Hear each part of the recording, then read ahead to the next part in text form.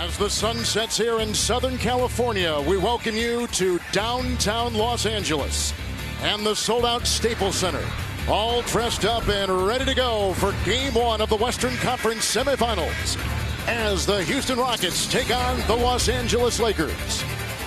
This is Kevin Harlan with Doug Collins and Craig Sager, who has an early report on the health of Kobe Bryant. Craig? Well, Kevin, Kobe Bryant is feeling the effects of pharyngitis, a sore throat, and also the chills. It caused him to miss practice yesterday. As Lamar Odom says, when Kobe misses practice, you know he is sick. He did attend today's shoot-around, had a very light workout, then went home and went to bed. Tonight, he skipped his customary pregame shooting routine to conserve energy. These teams met 4 times this year. Lakers won all 4, but all 4 were close only because Kobe then took over in the 4th quarter. We'll see if Stoudemire will be an issue here tonight. Kobe is on Brooks on the switch, and Yao goes over Bynum with the whistle inside. 2 seconds was remaining on the shot clock with 11:35 to play here in the first.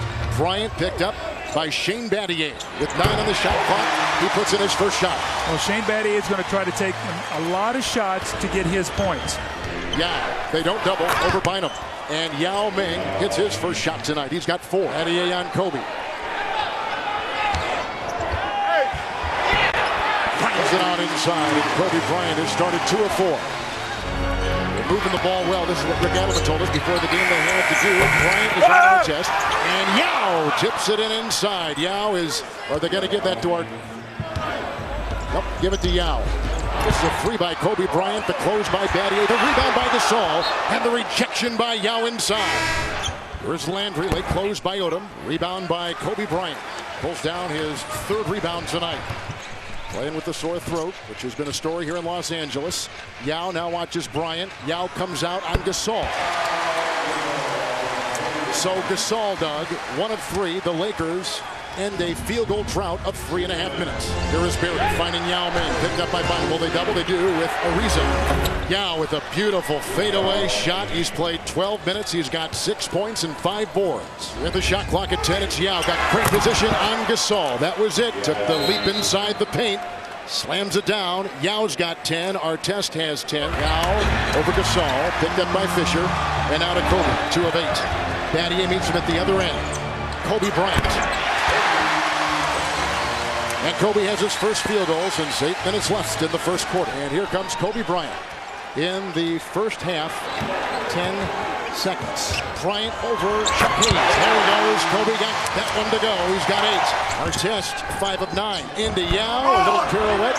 No one was on him. And this is the point-blank range shot, but they get the ball and a fresh shot clock with which to work. Well, the energy here to start this 3rd period is in favor of the Rockets. Yao Ming was upset that he had missed that easier shot. I think the thing to look at here too, Kevin, 11 shots for Yao Ming against Portland. He averaged 10 a game. They had really, with all those double teams, had taken him out. He's getting his shots tonight. Slicing inside is Kobe Bryant. He went by Artest. He went flying into Yao and Scola and digs up 2 right there. So Kobe finds his 10th point. Scola finds his 2nd foul. Well, this is important that this foul goes on the power forward Scola instead of Yao Ming in that situation. If that's Yao Ming, that's his 3rd. Scola here gets the foul, and see if this gets Kobe Bryant going, getting to the foul line, possible 3-point play. So if you're the Rockets, you have to be very happy that that foul was not called on the big man Yao Ming. Ron Artest picked up by Ariza. Yao over by Yao Ming with the great looking shot.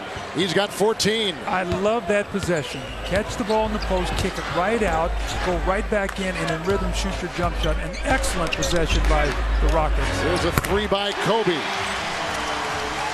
That is the first 3-point hit. They are 1 of 9. Here is Brooks. They'll fire. Good if it goes. Oh, my goodness, just that close, and Bryant gets the rebound. That is his 7th, and here comes Kobe. Met by Battier. Kobe Bryant. And Kobe Bryant has gone 6 of 15, and he's got a Laker high 15 for Ron Artest. The quick double on Yao. You saw Portland do this in round 1, and he just spins around and drops a sledgehammer. Kobe over Battier. Now Kobe Bryant is eating up. He's got 9, Doug, in this 3rd quarter, and Kobe for the game, 17. Over Battier, it's Kobe Bryant. And now Kobe, 9 of 19. And Landry in the game picks it up, and he has the little layup inside. Landry, an indispensable player. 10 minutes, 7 points, and a rebounds. Farmar for three, puts the close. Boy, that is huge because Jordan Farmar, Doug, has been struggling. And here comes Kobe, makes that stop on a dime, working on Battier, and Shane's momentum carried him, and Kobe gets the open two. He's got 23. Here's Gasol watching Yao Ming. Foul inside. Now Tennessee now Sasha Vujic as a two-guard. Kobe now has slid down to the small forward. Now they have Artest guarding him. And Kobe gets it on Ron Artest. Kobe with 25. Here is Yao. Gasol the close. Yao with 2. He's played 34 minutes. Yao's got 10 rebounds and 20 points. They're out. Powers free attack. Look at the defensive down. The rebound by Odom. Yao with the block inside. There is a Houston foul. I love this. You always talk about him, Doug. This guy, I mean, you talk about giving your heart and soul. There you see the shot to the rib cage and the side of Yao Ming. I mean, this guy works. You know how hard it is for him every single night to drive that body up and down the floor as Lamar Odom, who is not a good free throw shooter, walks to the line and misses. Charging inside the triple team, Bryant. Yao is down. Gasol finishes off. And holding his knee, as you can see, that is not a good sign if you're a Rocket fan. Well, he was in congestion there. I don't know what happened on the play. We'll have to see, but boy, the Rockets right now just absolutely are holding their breath there. Keith Jones, the athletic trainer, out there looking at Yao Ming. You see Rick Adelman, the concern on his face. You have to look at this, Kevin, because I cannot take a look at any time anybody gets any kind of knee injury when you've had one. Kobe was driving and looked like Kobe's left knee hit Yao's right. Yep, went down. And then Gasol picked it up. The basket by Gasol. Yep, right there. Good job by our camera people. And Yao is still down. And we will take a timeout. Moments ago, this is what we saw in the tunnel. He was shaking his head and telling Keith Jones, their athletic trainer, I want to go back out there. Keith Jones is saying, hey, let's go back in the locker room. Let's take a quick look at it. Well, he's telling him, I got to see, can you bend down? Can you push off? Look, Keith Jones, can you push off your leg? And you're going to see Yao Ming bend over, try to push off, and then go over to the wall, try to get that thing moved. Can you run in place? You see Keith Jones, and this is a proud guy. He knows the importance of this game. You see him working this leg.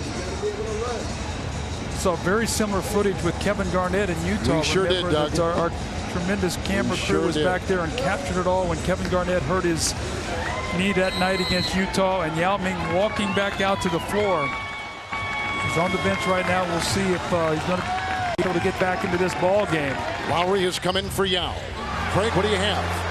Obviously, it was a tearful Yao Ming that went back towards the locker room. They were going to take him in, put him out for the game.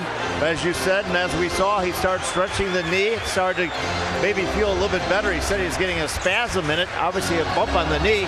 And he just told Rick Adelman, I want to go back in this game. Here comes Yao back in the game. He'll take the place of Lowry. Artest with 19. Ariza and Gasol. Yao over Odom. Yao Ming puts it in from outside with his 22nd point. I think this guy's a competitor. Man, oh man. So proud. Rockets by 87-81 right now. Gasol stepping in front of Yao. Brooks got it back. Yao with a spin inside and a foul on Los Angeles. And it comes on Derek Fisher for the second time with 1:40 to play in regulation. Kobe pumping into Yao, forcing the issue, getting to the free throw line once again. Yao picks up the foul for Houston. Tonight, they've got a little bit of a wake-up call. The seriousness of where they are in this series. This game is not over, though, Kevin. I mean, it's only a 6-point game. That's 2 3-point shots. It's good to see Yao Ming moving around again as well, too. I mean, he took a shot. His leg is going to be sore tomorrow. Kobe held by Battier and slams it down.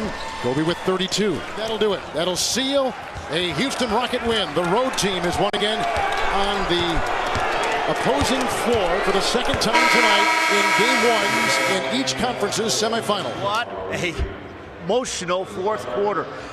What happened on the injury, and how were you able to get yourself righted and get back in this game? Well, actually, that injury is really not that hurt. When the moment I get hit, that was feel pretty bad, but I know I'm fine. You know, just need to walk around a little bit and let the sore go away, and I can come back to the game. You said you knew you were fine, but you're like teary-eyed back there trying to stretch it out. The training staff said, hey, he missed 6 weeks with this knee injury in the right. Somewhere you had to be thinking, oh no, here I go again, didn't you? No, don't take it to that way. Take it to that way. That would scare me. Well, you certainly gave everybody a scare, particularly the Rocket fans.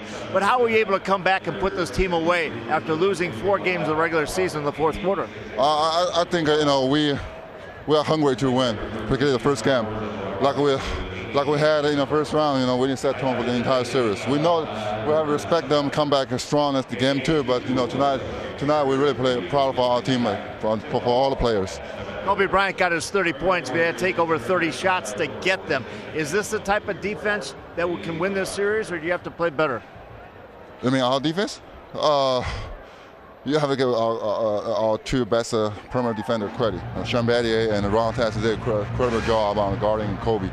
You know, obviously we need to put more effort in there in game 2, but you know, tonight they did a great job on there. Great game. Glad to see you back on your feet, and good luck. I hope it doesn't swell up tomorrow. Thank you. This season, the Lakers 4-0 in closeout situations. Derek Fisher says that he has had to make adjustments in his game defensively. Usually takes those signature charges. Bryant is fouled, so a third straight foul on the 76ers. But Fisher so aware that the officiating, as he put it, changes in the playoffs, particularly here in the finals, and he's afraid he will not get the calls, particularly against Iverson. Here's Iverson. Yes. He's going to need a lot of that tonight. We talked in our open mark. 30's not going to be good enough, nor is 35. He's going to have to score in the 40s tonight. Now Shaq getting down deep. That's a rare miss for Shaquille O'Neal when he's that close.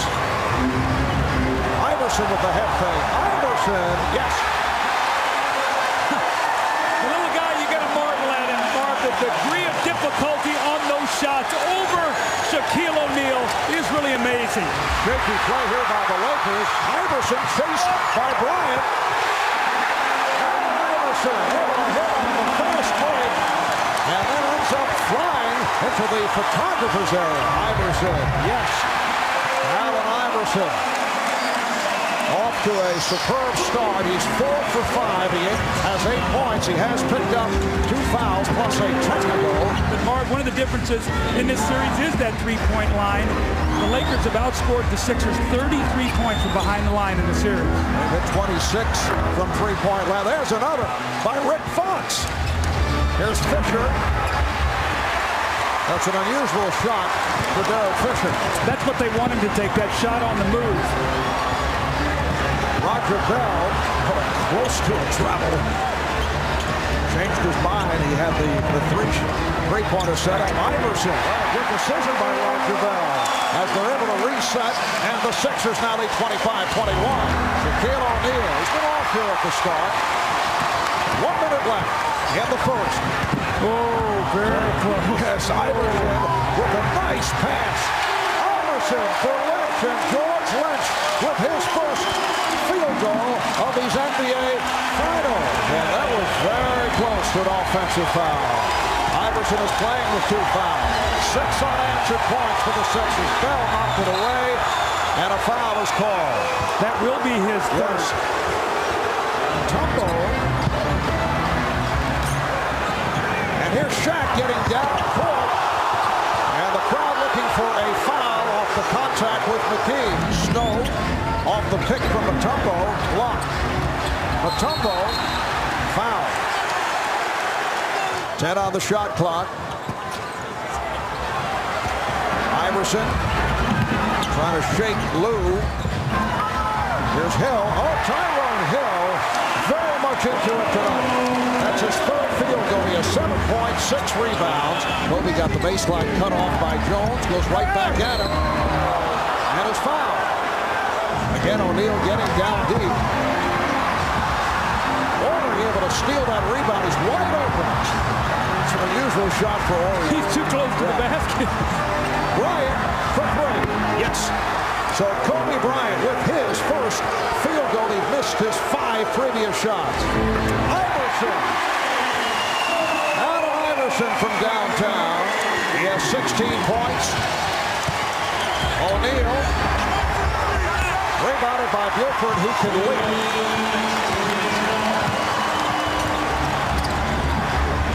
Iverson penetrates and hits. He scores in bunches. He'll miss 4 or 5 in a row. That's not going to deter him. He's going to keep firing. A little 5-point spurt here. And once again, the Sixers are within 4. Here's Bryant. Oh, what a spectacular play. Marby fumbled the ball, but his footwork was brilliant to turn and hit that shot. Allen Iverson hanging in, being played aggressively by Derek Fisher. Beats him off the dribble, rejected by O'Neal. The Sixers have to come with that same energy they started the game with. They cannot dig themselves a hole. Fisher for 3. Derek Fisher from downtown. And that's his 3rd 3. Shot clock at 5. Kobe able to recover. Rebounded by Grant. Horace Grant overshoots, but Bryant able to come away with it. Wow. Kobe Bryant. Mark, what hustle. Missed his first 3 shots of the quarter. He just wanted that ball and got it back and was able to knock it down. What a great play. The Lakers won their 3 elimination games by an average of 16 points. 2 of their 3 previous series against Portland and Sacramento were clinched on the road. They have gone 7-0 on the road in this playoff run, and Kobe Bryant beginning to feel it. Iverson, yes. So Iverson is now 8 of 19. He has 21 points. The Sixers down by 7. Here's Kobe with a strong move against Matt Geiger. They switch out on that screen, and Geiger just does not have the foot speed. Normally, Mutombo wants to come over and block that shot, but he knows if he doesn't get it, he's got Shaquille there on that offensive backboard. He just does not want to leave him. Iverson for 3. Yes. So the Laker lead is now 7. Iverson setting it up on Fisher. Yes! Again, he's on one of those spurts. That's exactly what he does. Misses 4 or 5 in a row, but he is not going to stop shooting. There's Aaron McKee. Oh. Geiger on the save. Ends up in the hands of Fox. Bryant fouled by Snow. So Kobe will shoot 2. Both teams are over the foul limit. McKee had nowhere to go. It's another Sixer turnover. Bryant alley-oops Horry.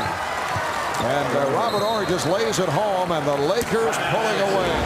It will take a miraculous turn by a team that is beaten up. Iverson. Allen Iverson playing with the bruised ribs.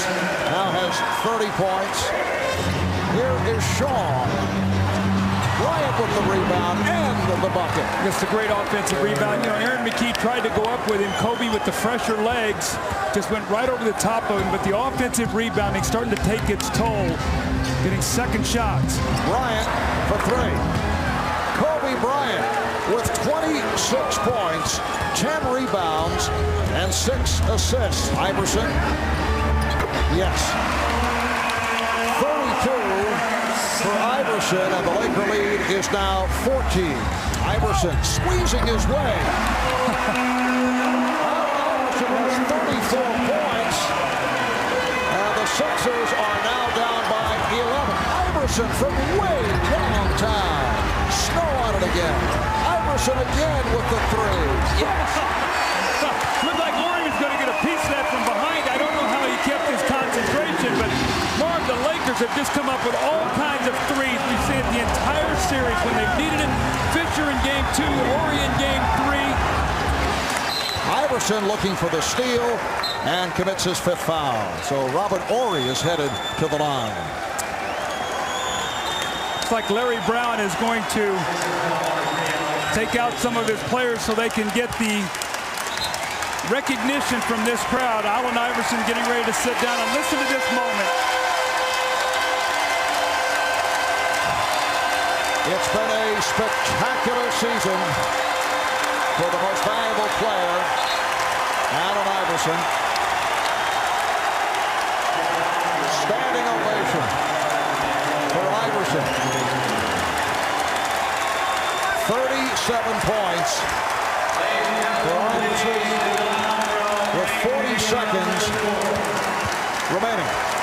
And various 76ers applauding the crowd as Robert Horry extends to an 8-point lead. Well, if Robert Horry would have missed these 2 free throws, it would have been a 7-point game. Might have been a little early, but if he buries them both, it's 9, and it'll be decided. So Larry Brown wanted his team to be able to get the recognition as Horry steps up and knocks them both in. It's a 9-20. That's 3 threes, 3 possessions. A chant of MVP from the crowd honoring Allen Iverson as time has run out on the 76ers. Coming up on 10 seconds remaining, and the Los Angeles Lakers will make it a second straight NBA crown. Fox threw that 3 in at the clock. It looked like he just threw it up there to hit the backboard, and he made it. Just looking to run it down. That's the way it's gone for the Lakers, who finished with a 15-1 run. The best all-time playoff winning percentage in the history of the league. Loud in this building, it hurts your ears, and we are underway, and here is Mike Bibby. We're going to see Sacramento really make a conscious effort to get that ball inside to their big people. This is where they have the advantage, inside-outside attack.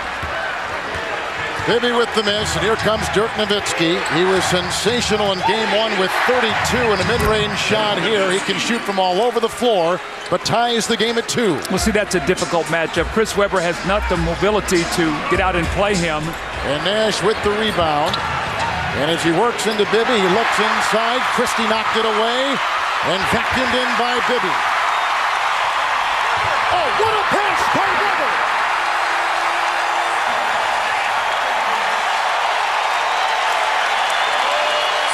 That is the beauty of Chris Webber's game. Well, he has such a great feel. Great hand, sees the floor so well. And D-Bots again, they're going to him a lot. Missing the jam around Nowitzki's defense. Webber, it's a 3 by Christie.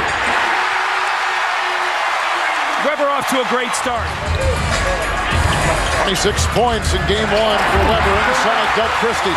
Doug Christie truly was the star of game 1. 21 points and 11 rebounds. Here's Nowitzki working on Christie. Top 5 in steals again. Knocked away from behind. I think Webber got a hand on it. The Sacramento Kings have not made any changes out of that break. It goes inside, and D-Bots again sneaking in. Dallas has not made any changes in their lineups at all. It's Nowitzki with the great fake on Webber and takes it inside. What a smooth player. He absolutely is one of the most fun players in the league to watch. Inside to Webber, sneaking and finding it. Another layup. Just take your time, and Dallas will get impatient, and you will get an easy shot. And only 1 substitution so far for Sacramento with 2 seconds to shoot. Doug Christie nails a 2, and Miller is in for D-Bots, as we told you. Great pass inside Daniels to Nowitzki. Defending is Miller. And a Sacramento foul. Looked like Brad Miller picks up the foul. That's the second on him. Christie. Webber with Nowitzki right there for Chris Webber. Looking for Sinkala to get open, but he finds Stoudemire instead. And Stoudemire puts in his 4th point tonight. You see the back cut and the miss. Webber tries to tap in the miss, can't, somehow finds it. And that collection of arms and legs inside the lane. And is fouled at the other end. It was a basket and a 3-point play by the Dallas Mavericks. Mismatch here. Nowitzki take his time. He's got the mismatch on Christie. He does, feels it, and just hits a little fadeaway jump shot. He hits, creates great space with his footwork. Dallas is enjoying their biggest lead on a 7-1 run, and Bibby finds Webber. Back to Bibby with another beautiful pass by Chris Webber. Well, Chris Webber's holding his team in the game right now. You've got a lot of guys struggling to make shots, and he's getting his team a lot of layups with his passing. Dallas shooting 36% from the field. Nowitzki once again hits it. He's got a game-high 11 points. This match here with Webber picked up by Nash, who crashes to the floor. Bibby for 3. Chris Webber's bounce passing behind his back, between his legs, over his shoulder. He's wheeling and dealing right now. Most definitely. I think everybody has to step up and play their game throughout the series, but throughout the playoffs. And if we can get everybody, step up and do the little things, then we're going to be fine. All right, Bobby, thank you. Appreciate your time. Let's go back to Kevin. All right, Pam, thank you. Antoine Walker is back in the game for the Dallas Mavericks. Sacramento, 2 of 8 shooting threes. Peeler, Jamison was on him. A 3 by Peeler, barely grazes the rim. See, there were 17 seconds on the clock. That's a bad shot. And you can get a better shot than that. Nash. Dirk Nowitzki once again capitalizing with the game-high 15 points. Well, Dallas right now is forcing Sacramento to shoot under 40%. And Chris Webber with the ball, working on Antoine Walker. Inside, Nowitzki trying to help, and rolling across, no good with the foul. And out there for Dallas, they got the aforementioned Walker with Nash, Nowitzki, Jamison, and Michael Finley. And here comes Christie finding Webber. Sacramento is only 3 of 13 shooting from the field in this quarter. When you asked before the game, and the people here in Sacramento asking before the game, can Webber put 2 good games together? And it looks like so far he's on that same track with Christie putting up a 3. Webber got a hand on it inside. Volleyball to Jamison. Nash, Nowitzki, great catch, great fit. Christie blows by in 2. Well, they released the jump on the jump shot. Nowitzki just ran at the shooter and released. Somebody's got to rotate back. Nowitzki with the game-high 17. Christie.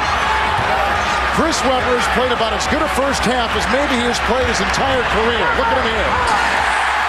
Well, they're just taking advantage of mismatches. Dallas gets caught in a lot of situations where they have smaller guys playing big. The Kings have hit 4 consecutive shots. Webber has been sensational tonight. Rebound tap by Peeler, right back to Christie, and a fresh 24. Anthony Peeler slashing inside to Webber.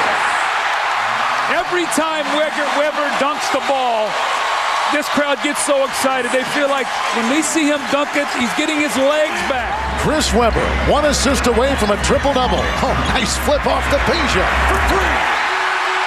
Uh-oh. 2 of 10 in the first half. He comes out and hits his first 2 shots. Sacramento's home record this season, 35-7. Stoudemire has hit 3 consecutive shots to begin the second half. A concern to Don Nelson. 103's on its way. Here's Webber. Right there. And Webber hooks it home. He's got 15. That is a King's high. With the triple-double in his pocket, it's the double-teamed Webber. Nahara in the game, defended well, and Webber gets it back and finds Christie for the triple. Rebound by Nash. Oh my gosh. Divac and Nahara playing twister at the other end. Tumbling over each other as we continue with the Finley wide open 3. Michael Finley. Right back in the game. That's what I'm saying with Sacramento. We've seen it often. We saw Minnesota down in here in a huge game. It's Bibby outside, Nash slipping, and Stoudemire maneuvering and looking for Divac. Knocked away by Nowitzki from behind.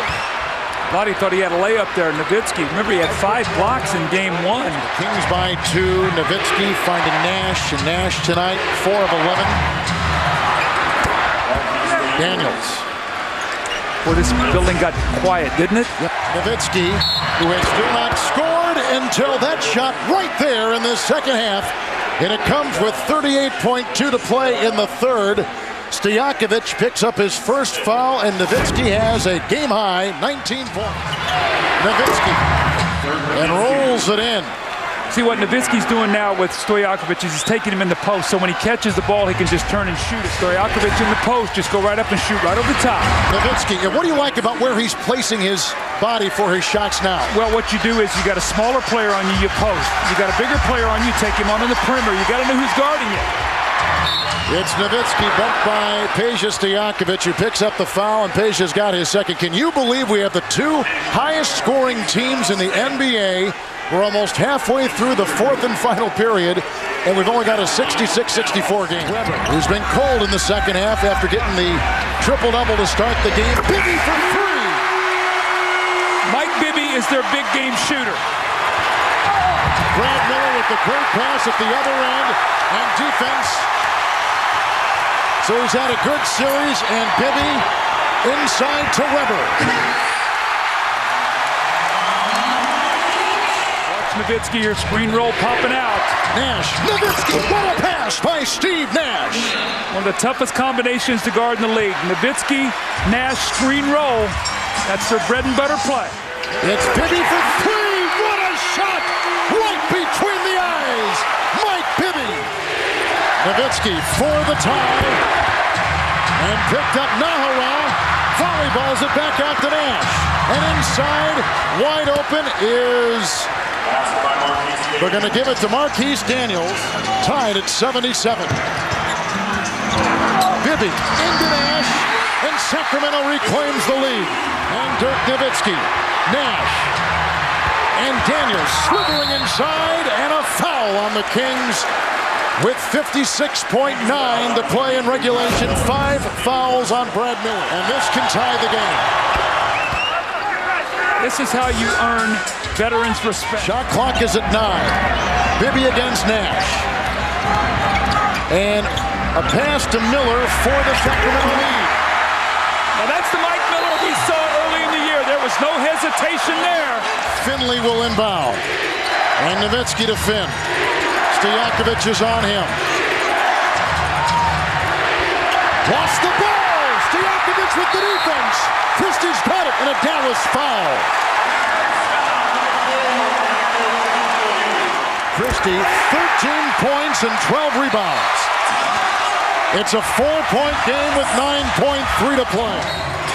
It's Nowitzki with the fake on Peeler, launching a three. Tap in, try no. Miller with the rebound and a Dallas foul. Nope. That's it. Boy, they had him and they didn't call the foul. It doesn't matter. And the Sacramento Kings have won. And the road team in the NBA playoffs, league-wide, still without a win.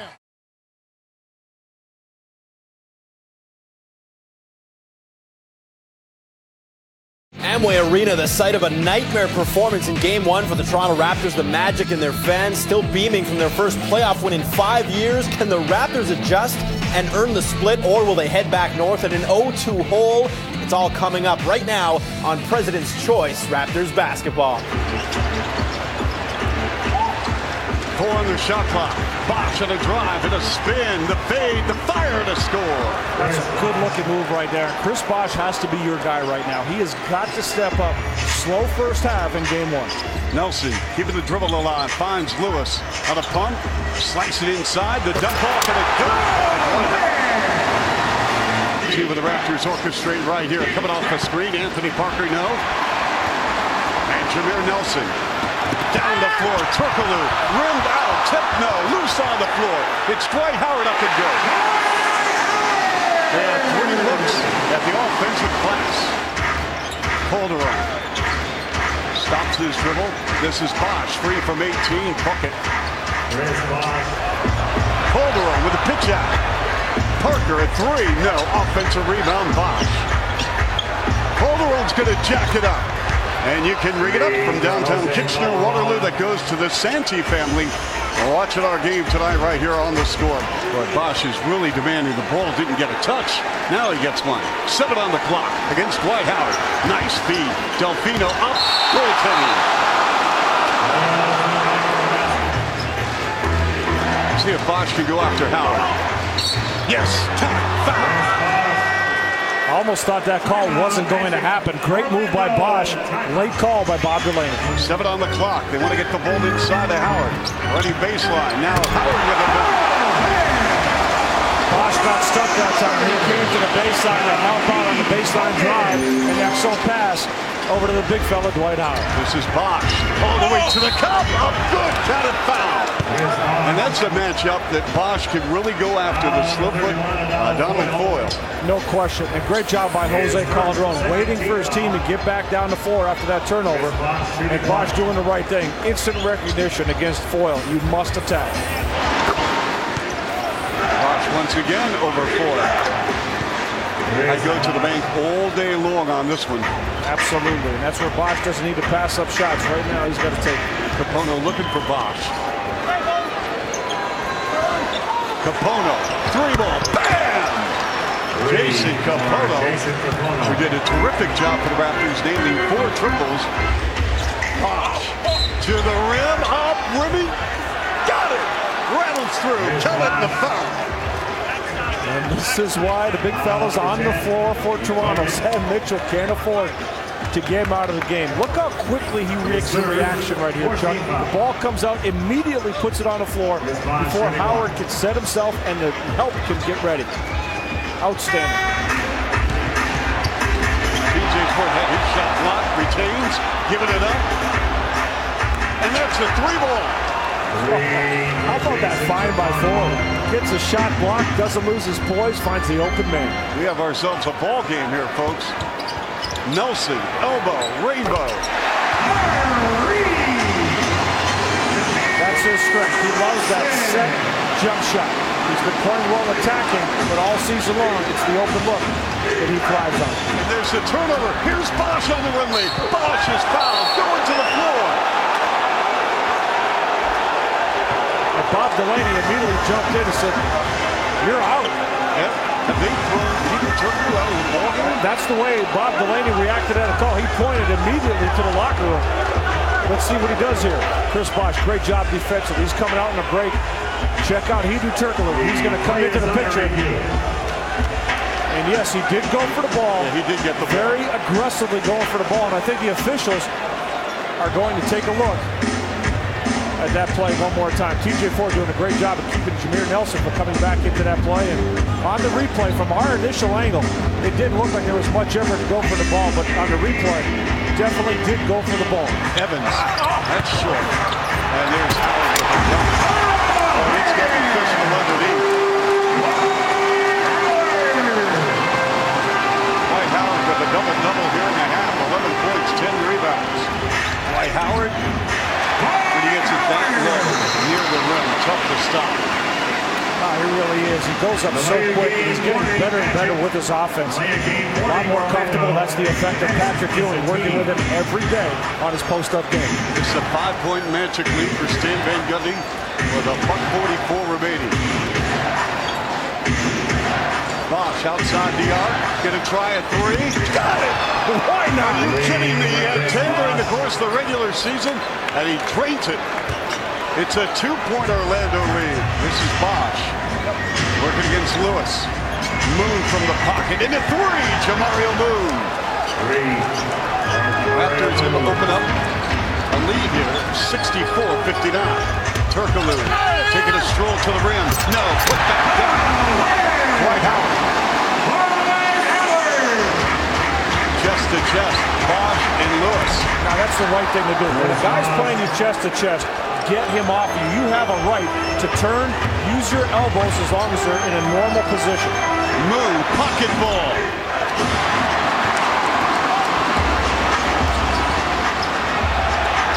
Dwight Howard. Bargnani. Air. Caught. Missed by Bosh. And this is Turkoglu. Lewis driving on the baseline. High off the window. Put back jab and a stop. Dwight Howard Rebs need a timeout here. Dwight Howard just feeding off those missed shots. Always around the arc for those second chance dunks. Delfino, 3-ball. Can Lewis get a piece of Look like Rashard Lewis did a great job of getting a hand on that ball. Remember, he's at 6'9", Chuck. He surprises you with his length. Arroyo, nice pass. Howard, and a foul. And we're going to tap.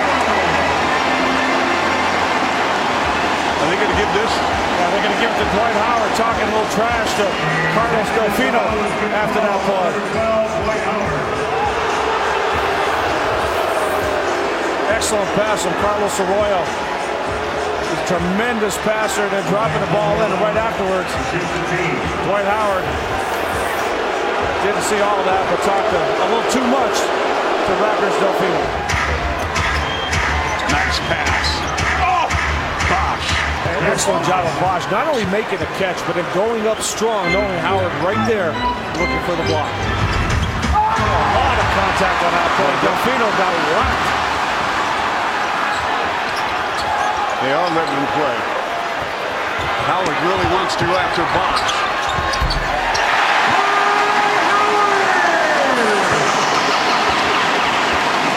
could have taken that inside shoulder, putting it right into the chest of Chris Bosh. That's 24 points now for Howard. 16 rebounds. Arroyo, Bogans, Lewis. Bobbled by Dwight Howard. Whips it up and in. Howard just looked up finally. He didn't lose the ball, and it went in. He's had a couple of good opportunities that slipped away that time, despite Bosh being all over and making the shot. Turkoglu with a stop and go. No. Put back jam. Dwight Howard. Sam Mitchell is furious. He's yelling at Andrea Bargnani. He has got to get the rebound. Chris Bosh did a great job of coming over to alter that shot of Turkoglu. Bargnani's got to get the rebound. Carlos Delfino. You talk about ice in your veins. My goodness. Here's Jameer Nelson all the way to the cup. Rejected by Bosh. Here come the Raptors on a 3-on-3. Bosh wants to challenge Howard. Calderon. Tie ball game. 100 apiece. Bogans putting the ball in play to Turkoglu. Turkoglu on the drive to the rim. Up good. What a play. Heaving Turkoglu. Parker putting the ball in the hands of Calderon. Bosh driving in the lane. Bosh rejected by Howard. Jameer Nelson passes the ball over the timeline to Turkoglu. He's fouled by Capel. It's a one-possession lead. Quickly over the timeline is Calderon. Calderon on the drive. Delfino. Got it. 9.6 seconds remaining. Watch out for the lob, just in case with Howard, but you want to try to get a quick steal on the foul. Oh, offensive foul by Duel. Delaney right there. Jose Carl took a shot right in the face from Keon Duel. What a turnaround. Wow. Just with the right hand, Dueling reached out and connected with Jose Calderon, and Bob Delaney was right there to make the call. 6 seconds remaining. Bosh for the lead. Brimming, no. Rebound, magic. Ball game over.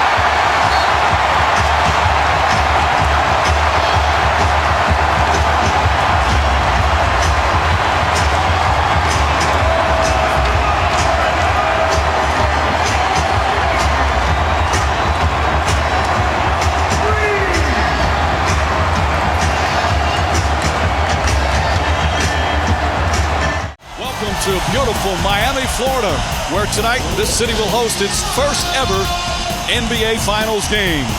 But their beloved Heat is in a desperate situation, in need of a win, trailing the Dallas Mavericks 2-0 as the 2006 NBA Finals continue on ABC. Wade draws the foul. And right now, Miami very aggressive going to the basket. Wade, of course, every time he goes to the hole, alley-oop, that time to O'Neal. He's been double-teamed. Nice pass inside, and Wade finds a way to put it in. Wade, of course, has only been shooting 39% in the series as Terry using the screen beautifully. Can't finish. Fight for the rebound. Dampier can't hold on. But that's there for them. Dallas knows that any time they put Terry in a pick and roll, that he will be open. Wade knocks it down. Wade and O'Neal with all 9 of the Miami points to start. Wade gets inside, good drive, and draws the foul. Dwyane Wade will shoot 2 more free throws. Even though he hasn't shot the ball well, he continues to get to the free throw line. All right, Stu Jason Williams misses a 3. Well, they get another offensive board. That's been one of the keys for the Mavericks, is they've got a nice balance of young players and veterans. Wade inside. So you're seeing more patience tonight within Miami. Anytime that the ball was kicked out in game 2, it would be immediately shot at the basket or a quick drive and then shot attempt. Wade flips it up and draws the foul. Now tonight, look early. Wade has more energy. He's really exploding to the rim tonight. Nowitzki with that ball handling ability for a 7-footer. Short.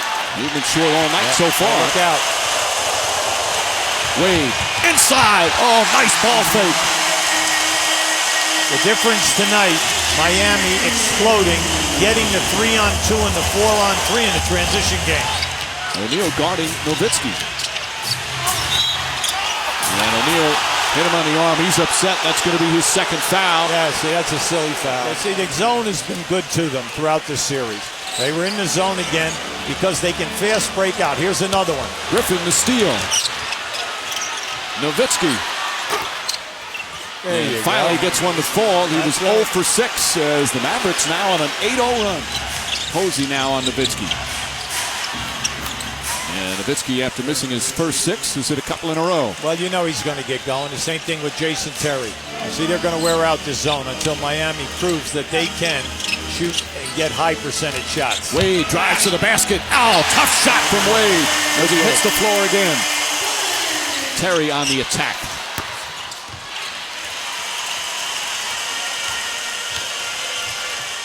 Here's Wade again to the basket and draws the foul.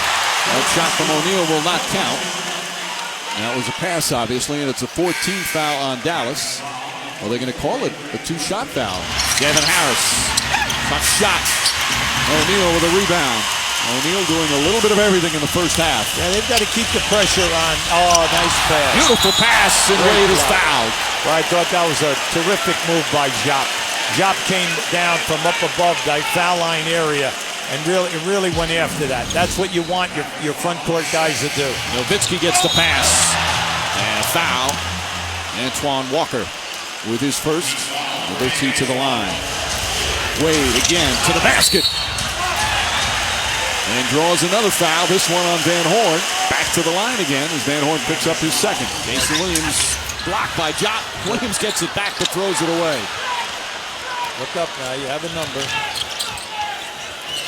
Nowitzki.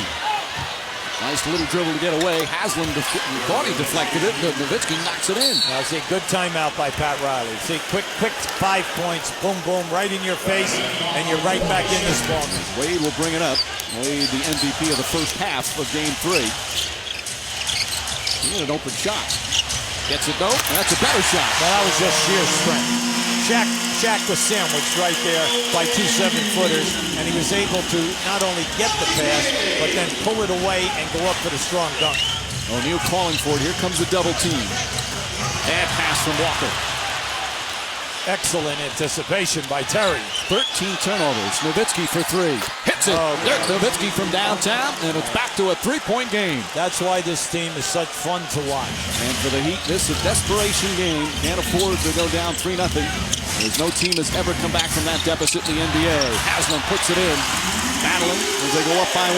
They need some assists. Once Miami levels off this high shooting, they're already down inside of 40 now. And the big thing is they're out on the open floor. Wade, beautiful move and the foul. Wade taking it strong to the basket and a chance for a 3-point play. O'Neal stripped. Mavs have the numbers. Nowitzki throws it ahead. Nowitzki for 3. Dirk Nowitzki from downtown, and the Mavericks with their largest lead of the game. Mike, you've seen Josh Howard hit 3 straight shots. Maybe the biggest shot that he hits is with his children's camp in Winston-Salem, North Carolina. It's about 100 kids come to his camp every summer, and he was one of just 22 players invited this year to participate in Olympic tryouts. He turned it down without a thought, he said, because it would have conflicted with his camp. Now, when I said to him, Josh, it's the Olympics, he didn't bat an eyelash, didn't stutter. He said, it's my kids. If I tell my kids that they can't have this camp, it would break their hearts. Meanwhile, Wade, when he caught that pass, really grimaced. Now goes to the basket and dunks it. He's in a lot of pain. You can tell he grimaced just when he landed on it. He's limping down the other end and then makes an explosive move. Nowitzki for 3. Won't go. Walker. And here comes Wade. Plenty of time. And Wade with the finish. You can see him again, though, limping up the floor.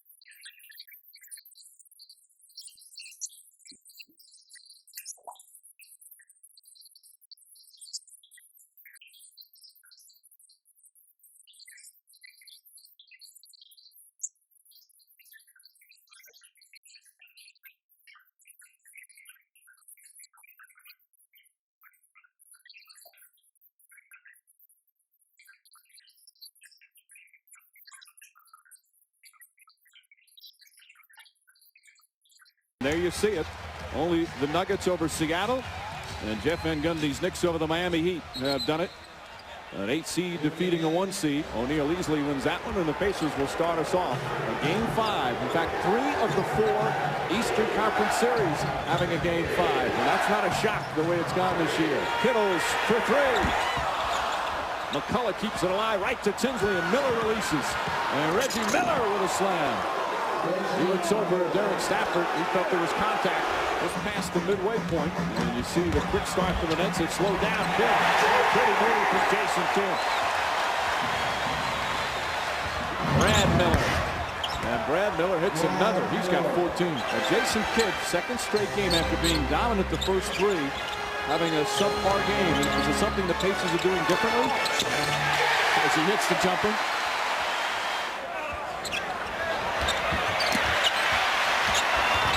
Kittles gets it. That was a tough pass. He caught it from behind, gathered himself, and made a nice play. Miller for 3. Reggie Miller from downtown. They're starting to switch pick and rolls, getting some mismatches in the post, but a bigger mismatch is a big play in Miller behind the three-point line. Oh, and a shot from Kidd. That's now with the momentum, but still plenty of time remaining. Over 5.5 to play in the 4th. Kidd, tough shot. Ali may have gotten a piece of it. Van Horn falls, and Kidd right there for the foul. Ron Mercer hit his head and was slow getting up. Martin had to put it up with the shot clock winding down. And here come the Pacers. Under 4 to play. 7-point New Jersey lead. Miller for 3. Puts it in. Reggie Miller again. Again, in transition, instead of putting his head all the way under the rim to receive the pin down, he got it very high, which opened up the three-point shot. Major factor right now. Indiana has already gone over the limit for fouls. So every time they foul New Jersey, they'll be shooting and pose a situation. Jersey only with 1 personal foul here as Jason Kidd hits the jump shot. Kidd with 8 points here in this 4th quarter. He's found a perfect time to come alive offensively. Kidd the jumper. Puts it in. Jason Kidd, another big bucket. Miller coming off the screen. Van Horn switches. Miller tries to get the foul, and he does. Van Horn goes for the fake. And 3 free throws coming up for Reggie Miller, one of the premier free throw shooters in the history of the NBA. How about the pressure of these free throws for Reggie Miller? Oh, Miller missing the free throw. Making a 1-point game. Again, the Pacers out of timeouts. They got to keep the ball out of Kidd's hands. Make someone else prove that they're a clutch performer. Kidd gets it right away, and Kevin Ollie fouls him right away. 2 clutch free throws from Jason Kidd. 3-point game. Now, do you foul and make sure they don't take a 3? If it gets down below 8, I'm foul. I am going to foul. I'm not letting Reggie Miller get a shot. Kevin Ollie goes in and misses a 2-pointer. Rebound and a foul. Jefferson grabbed it, and he'll shoot free throws with 5.1 remaining. 2 big free throws for the rookie. And not even close. Misses both. O'Neal the rebound. Kevin Ollie brings it up. Throws it across. Miller for 3. Oh! He backed it in! He backed it in! And the game is tied. We're going to overtime. You have to foul in that situation. Now the officials are concurring. Bob Delaney signaled yes. Joe Crawford now saying, with the other official checking it, and they say yes, it beat the buzzer. And Reggie Miller does it again. Miller, the floater. Reggie Miller puts it in. And the Pacers get the first points of the overtime. Ron Artest is fouled out for cheering on his teammates. The crowd's been on its feet most of the overtime. Miller for 3. Bang! Reggie Miller again. And the Pacers up by 3 with 1.5 minutes remaining. He wants the ball right now. You can see it. He's clapping for the ball. 29 for Reggie Miller. More playoff heroics. Kidd answers right back. A 1-point Indiana lead. Ron Mercer hits some big shots and hits another. What a performance from Mercer off the bench with 18. It was a nice pass out of the double team that time by Jermaine O'Neal. He wanted to hit Miller. Miller was cut off. He looked diagonally across and got Mercer. Kidd with the left hand. Oh, what a play from Jason Kidd. They changed the matchup. They put Mercer in. Martin with the slam on the Kidd penetration. Nets back by 1 with 26.2 remaining. They go back to O'Neal. Martin right up on him. O'Neal spinning, stolen by Kenyon Martin. And then the foul on Jermaine O'Neal. Martin hits the second. And Isaiah Thomas will use his final timeout right now and they'll advance the ball. You know that Reggie Miller is the primary three-point threat. Austin Crozier can hit a three, and Ron Mercer capable of hitting a three. But just the fact that they're a threat may open up that two-point shot for them. They just got to tie and get to the next overtime period. If the three is open, pull the trigger and shoot it and run off the floor when it goes in. And they can't go for Miller's pump fake, which will get them on the line. They've got to stay down if they switch out. No fouls to give. Miller gets past Kittles. Miller inside with the slam. Reggie Miller ties it with 3.1 remaining. The Nets have a 20 left, and Byron Scott will use it now. Exactly what Coach Fratello just said. They were so worried about the three that he drove it to the rim, and he got the dunk. It's exactly what they wanted opened up. And Reggie was smart enough to understand we only need two. There he is jumping out on the three, and he goes right around Kerry Kittles, who uses up no time off the clock and trying to stop him. That's the threat of Reggie Miller. Martin's a Kidd. Kidd makes his drive, puts it up. No good. Double overtime. Jason Kidd deflected by Miller. Ollie trying to go for the steal. Kidd knocks it down. That's the same shot that could have won it for him at the end of the overtime. Instead, it gives him a 5-point lead in the second overtime. Kidd looking to make his move. Shot clock winding down. Kidd has to put it up. Oh, he puts it in. Ollie right in his face. And the Nets back up by 5. They needed double overtime to do it. But the number 1 seed advances to the second round. So nice displays of sportsmanship as this hard-fought series comes to an end. Jason, I know you're exhausted. The hopes of an entire franchise rested on your shoulders in a double overtime elimination game. I don't know, just what went through your mind time and again as this one seemed like it might slip away? Well, Reggie's, anytime Reggie is involved, he's always going to make the big shot. And I was like, man, I hope we're not like the Knicks, because he always comes back to bite them. But, it was a great game on both teams. Nobody gave up. We just fought, and we got lucky and won tonight. I know yesterday that you had talked to your teammates and challenged yourself as well to come out with a different kind of intensity than Game 4. How proud to see the Keith Van Horns, the Kenyans, and all of them rise to that occasion. They were the ones who carried us today. Kenyon and then Keith came out huge tonight and showed the world that he can play at a high level. And we're going to need him throughout the series to help us advance. And, we got a tough opponent coming in Charlotte. They're playing extremely well, so we got to get ready for them. I once asked you where the will to win comes from. You look like you were struggling physically. Are you all right, or is it just you were leaving it all out on the court? Well, chasing Reggie is no fun, and I can see why Kerry gets tired. But, my body started to cramp up at the end. But it was do or die. I can rest, rest of the summer. But I just didn't want my teammates and us to give up. This was a great opportunity, and we got lucky, and we move on now. Last thing, and we talked about this morning, that the reason you were brought here was to elevate this franchise to places they haven't been in a long time. Satisfying for yourself at this moment? Well, it is, because, a lot of critics talked about, this team has had question marks from day one, and, everybody talks about that, Jason's not going to get them past the first round. He takes an early exit. So we've always had something to prove, and this is just another stepping stone for us to grow as a team and get better. Jason, it was a great game to watch, particularly to watch you. TJ, take care of your dad for us. He has to get in bed. It's past his bedtime. Thanks, Jason. And you see the numbers, how many Game 7s they've played. Not a lot of Game 7 experience, especially for some rookies, including Mario Chalmers, the starting point guard for Eric Spoelstra and the Heat. And for the home team, they all played Game 7s before. 4 of the 5 starters played in Game 7 last year when the Hawks squared off against the Boston Celtics. But that game was in Boston, and they got blitzed by the best team in the NBA and the eventual NBA championship. This team, it's been all about getting home court and playing Game 7 on their home floor. It's time for them to come up with a big performance. Horford's only in his second year. He's just 22. But wise beyond his years as the cliche goes. Bibby's first shot misses. Bibby played in 4 Game 7s before. Last year with the Hawks, and he played in 3 with the Sacramento Kings. His weight here is the booze. When he touches the ball, he'll probably go all day. And the foul, and Wade will go back to the line where he has lived the last couple of games. 30 free throw attempts combined in Games 5 and 6. Johnson drives too far underneath. Here's Wade. Wade against Horford, goes right past him. Quick move from Dwyane Wade. This is Barry Sanders-like. I know we keep on repeating that, but when you see Dwyane Wade change directions, explosive, getting to the cup in transition. Not much you can do. And Mike, you make an interesting point about the quick start. This is a first quarter league as much as it is a fourth quarter league as Mike Bibby nails the three.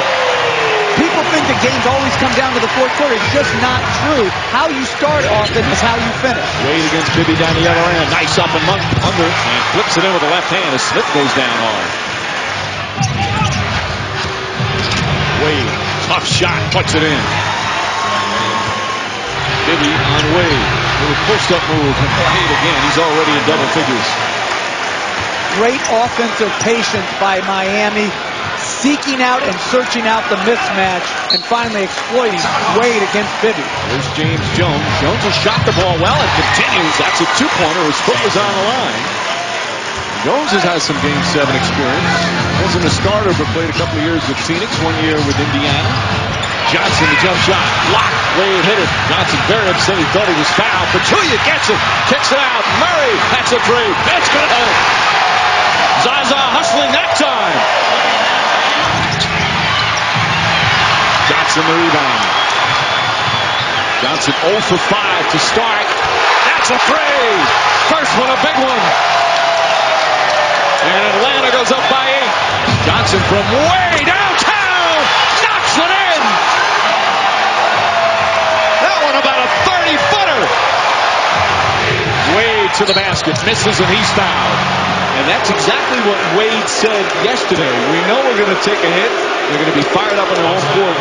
The ways to bounce back. Nobody's been able to do that in this series. How about Johnson? Wade was shocked that he took this shot. This is a heat check. You talk about knocking down the one prior to that. Long distance, the next best thing. Joe Johnson knocks down the dagger three. That's range. And that could have been a 4-point play because Wade lunging at him knocked him to the floor. The foul was on Pachulia, his second. Pachulia made a name for himself last year in the playoffs in the opening round against the Celtics. And when he stood up to Kevin Garnett, that made him a real fan favorite here. His teammates love him.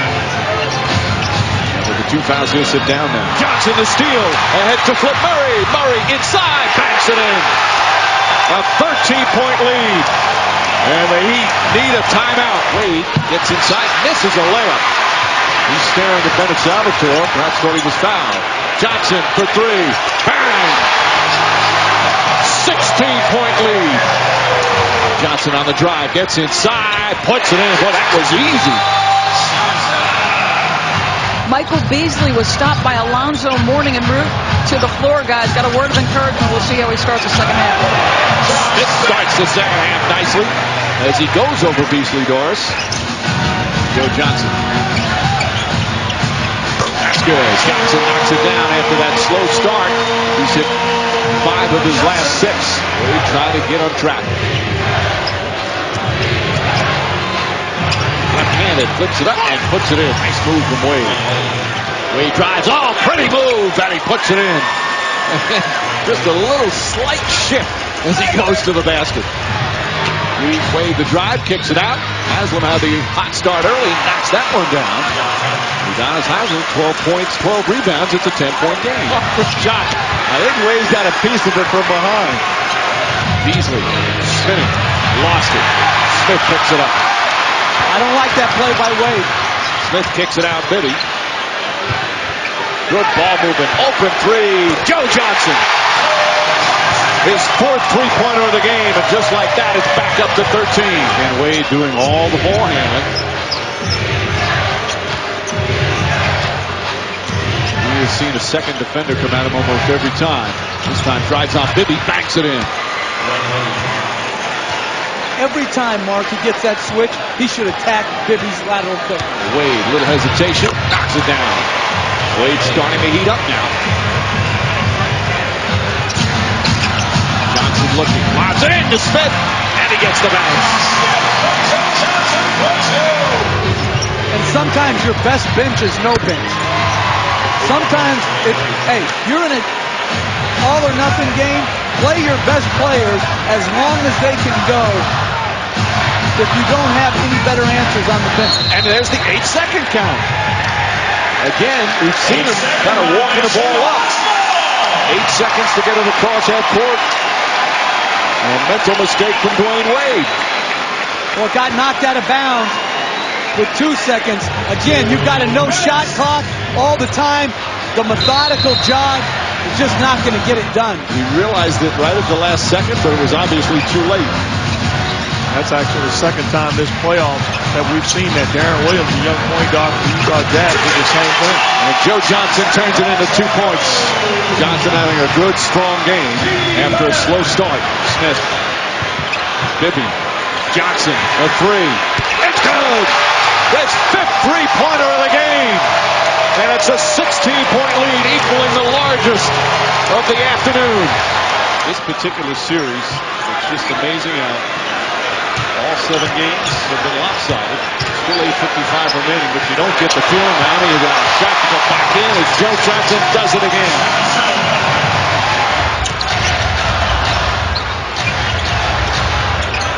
Johnson fires away. Another 3! His 6th of the game. Johnson putting an exclamation point on his performance as the Hawks have blown this one open. Johnson out to Murray. Murray on the drive, left-handed, flips it up, won't go. Petunia trying to keep it alive. And James Jones has it. Pass deflected. Wade runs it down. Wade for 3. That's good. And the Hawks are going to the second round for the first time in 10 years as they win a Game 7 here in Atlanta. What a difference a year makes. Last year, Game 7, first round, they lost by 34. This afternoon, they led by as many as 29 as they coasted to the victory. That's it. The Hawks are in the second round. Joe, you were brought here to this franchise to help it get into a postseason and experience success. It's been 4 years. What kind of satisfaction is there in this win? It's been great, man. You know, I've seen, these guys grow over the years, and, to make it to this point now, we still got a lot of work to do, but, I'm happy for everybody. One of the big storylines in this game was your team's ability and your ability to make threes. How were you guys able to get such success from beyond the arc? We just stayed confident, man, kept working, and, we were able to, get home court advantage, and I think that helped us out. We fed off the crowd today and got a win. It's a very quick turnaround. I'm asking you to change your thought here quickly, but you'll take on the best team in basketball with arguably the most valuable player in LeBron James. What are your expectations for that series? We just got to come out and work hard, man. We know it's going to be a pretty good series, so, we just want to take our time and go down there and try to get one. It's okay to smile. Congratulations. Mike. All right, Doris, one of the quietest All-Stars in the NBA. He wasn't quiet on the floor with 27, including 6 three-pointers. So the first round is over. The Eastern Conference series are set. Cleveland and Atlanta starts Tuesday in Cleveland. Orlando and Boston starts tomorrow night in Boston. Bob McCullum and Shaquille O'Neal on the opening tip, controlled by the Nets. Jason Kidd coming off the off performance, 0 for 5 in the first half, and in game 2 then came on in the second half. The weave, Kidd with the steal, Kittles. So the Nets with a 4-0 lead. Now the Nets have led once in this series prior to tonight. For 59 seconds in game 1, they led at 2-0 and 4-2 of that first game, and that had been it. Hawks for 3, and suddenly the Lakers are hitting the three-point shot. They have not been a good three-point shooting team during the season and during most of the postseason. And Kobe Bryant with his first field goal. When I look, they're packing off Martin. They're daring him to shoot that perimeter shot. And this is a layup team, and that's what they got to do. Nets hit their first 4 shots, but overall just 7 for 15 from the field. Here's Bryant to the scoop. Not able to hit the follow, but he's fouled. Aaron Williams, who just came on, is called on the foul. 3.5 remaining in the first. Lakers up by 9. The steal by Bryant. And Kobe on the breakaway. That's what they don't want to do. Turn it over. They get the rebound, then turn it over. Bad news. As Kidd is able to hit, Lakers up by 10. Kobe Bryant. And back comes Jason Kidd, looking to run the floor, then pulls it up. Yes! He had a foot on the line. It's a 2-pointer, 21 Lakers, and for Kidd, his third bucket. He has 6 points. Yeah, with Shaq down, they're going to try to be more aggressive and pressure the ball. Let's see if they get some quick results. Fisher changed his mind, finds some Marky Walker just came on, and he was rejected. Kenyon Martin playing with more confidence here tonight. Harris around Bryant. Harris, nice move by Lucius Harris, trying to turn it from the 0 for 9, and the Nets showing some life here in the final minute of this first quarter, and hearing it from the crowd. They're within 6. Bryant. What a move by Kobe Bryant, who drew the double team. And a great way to quiet the crowd here. Bryant able to hit, so Kobe with his 5th field goal. He has 12 points, and the Lakers now lead by 13. This is Kobe's time, so you got to keep him in front of you. They don't. Bryant able to find O'Neal. So Shaq has 21 points. Lakers 50, Nets 42. Jim obviously still punchy after his experience in the ring post-fight last night, talking with Mike Tyson and Lennox Lewis. Kobe Bryant coming from behind to reject Jason Kidd. All right, Bryant. Kobe Bryant. He has 16 points. Lakers up by 6. Nice backdoor pass, and Van Horn converts. What vision by Jason Kidd. We're seeing that play on that cut while Van Horn was still up at the free throw line, sore foot and all. Bryant for 3. Kobe Bryant from downtown. He has 19. The Lakers have opened up a 10-point lead. Todd McCullough says his bad. Everybody saw that. Oh, McCullough called for the foul. A hard hit on Bryant. That's 4 on McCullough. It's sad that the Nets haven't played the kind of ball that we've witnessed from them this year in this finals.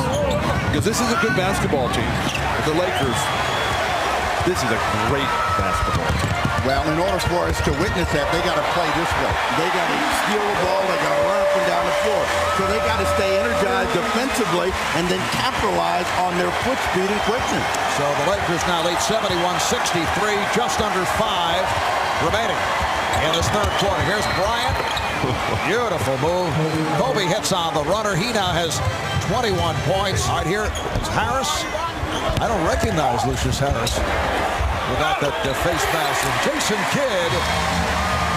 So the Lakers now lead 73-65 as we come up on 3 minutes remaining in the third. Bryant met by Harris.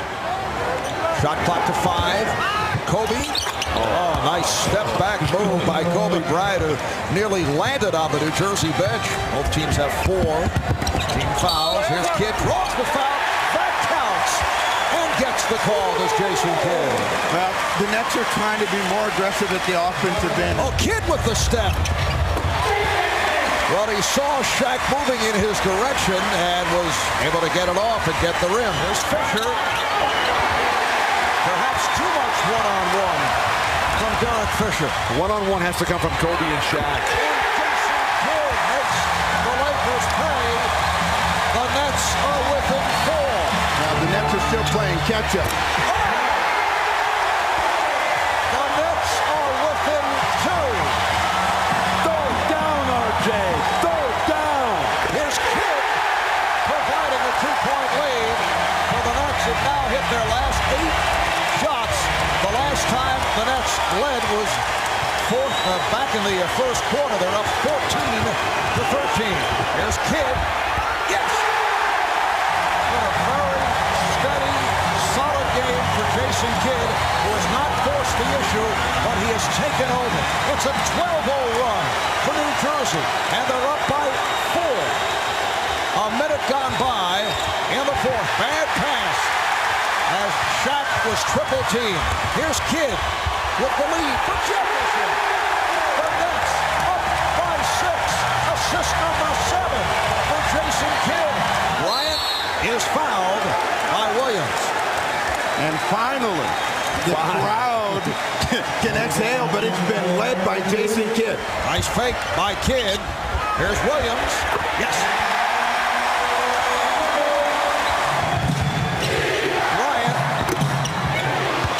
Bryant with 28. 4 minutes gone by in the fourth.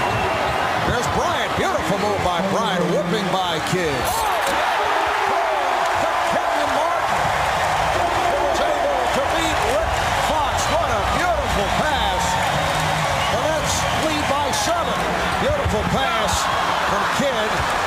almost thought he was fouled. Ryan Shaw now playing the backcourt. Kobe. Running hook by Kobe Bryant, who now has 32 points. The net lead is down to 1 with 4:20 left in the fourth. Here's Kidd, yes. And the Nets lead by 3. Horry from downtown. And how many times have we seen Robert Horry come up with a clutch shot from beyond that three-point line? The Lakers now lead 98-96. And that's only his second basket of the game. He's got 6 points here, all of them on three-pointers. And Horn had the shot deflected. Bryant played on a switch by Martin. Shot clock down to 1. Bryant, yes! Kobe Bryant with the shot clock at 1 is able to drill it. Here's Kidd. Yes! Jason Kidd continues to sparkle. 27 points along with 9 assists. The Nets down by 2 with 1:45 remaining. Horry trying to get it to Shaq. 5 on the shot clock. Out of 3. O'Neal going glass with 1 on the 24. 102-98. Just under 1 minute remaining in the fourth quarter. Kidd with the step. Kidd rejected by O'Neal. And the save by George. Shaquille O'Neal with his 4th block shot. And a foul on Van Horn with 42 seconds to go. Out of 36 seconds. Van Horn, yes! It's a 2-pointer. O'Neal, guarded by Collins. Bryant double team. Kittle's trying to steal. Bryant, yes! Kobe Bryant extends to a 104-100 lead. So Kobe has 36, continuing his sensational play. 4-point Laker lead. Collins takes the shot. Kidd with the back tap. Van Horn falling away. Kept alive with 7 seconds remaining. Here's Kidd for 3. Yes! Nets do not have any timeouts remaining. Final seconds, they must foul. Van Horn grabbing Fox with 3.5 to go. Fox hits on both. 3-point lead. Kidd, they didn't realize they had the foul again. Kidd gets it off. And the Lakers have defeated the Nets. 106-103. A heartbreaking loss for the Nets, for the Lakers. Another illustration of how well they face the pressure, in particular on the road in the postseason. In the entire league, not to experience at least one 3-game losing streak this year is the LA Lakers. If it happens to them for the first time tonight, they're going home.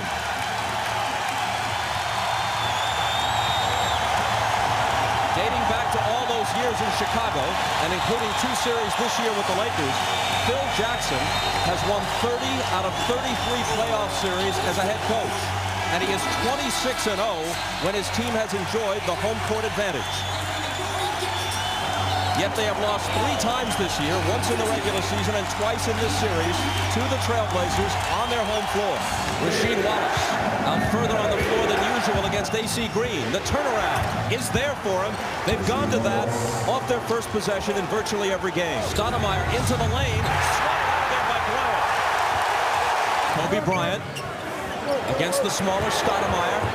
Finds Harper alone. Here's Bryant's first shot. Wallace got it and missed it.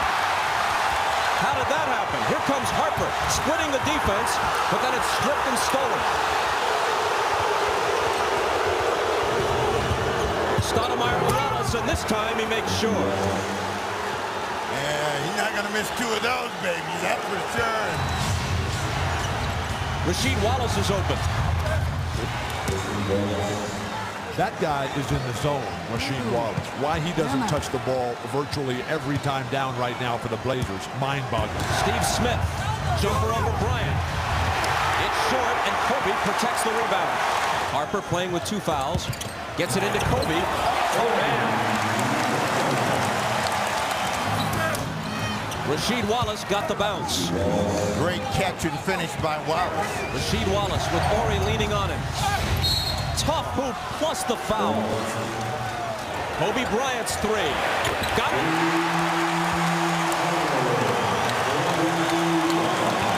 Scottie Pippen trying to settle Rasheed Wallace down.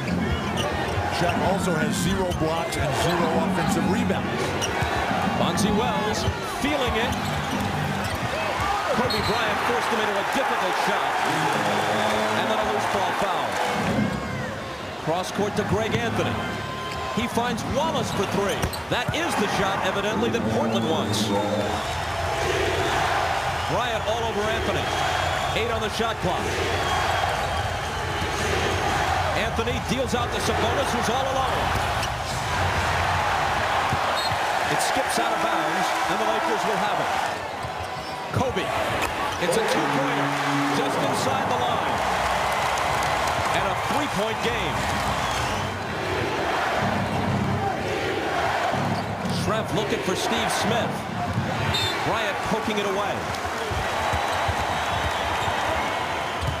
Shot of Kobe. A great pass and an emphatic finish. The first shot of the second half belongs to Ron Harper. And he brings the Lakers to within one. Championship days. You get very few opportunities in your life to make it happen for you in one day.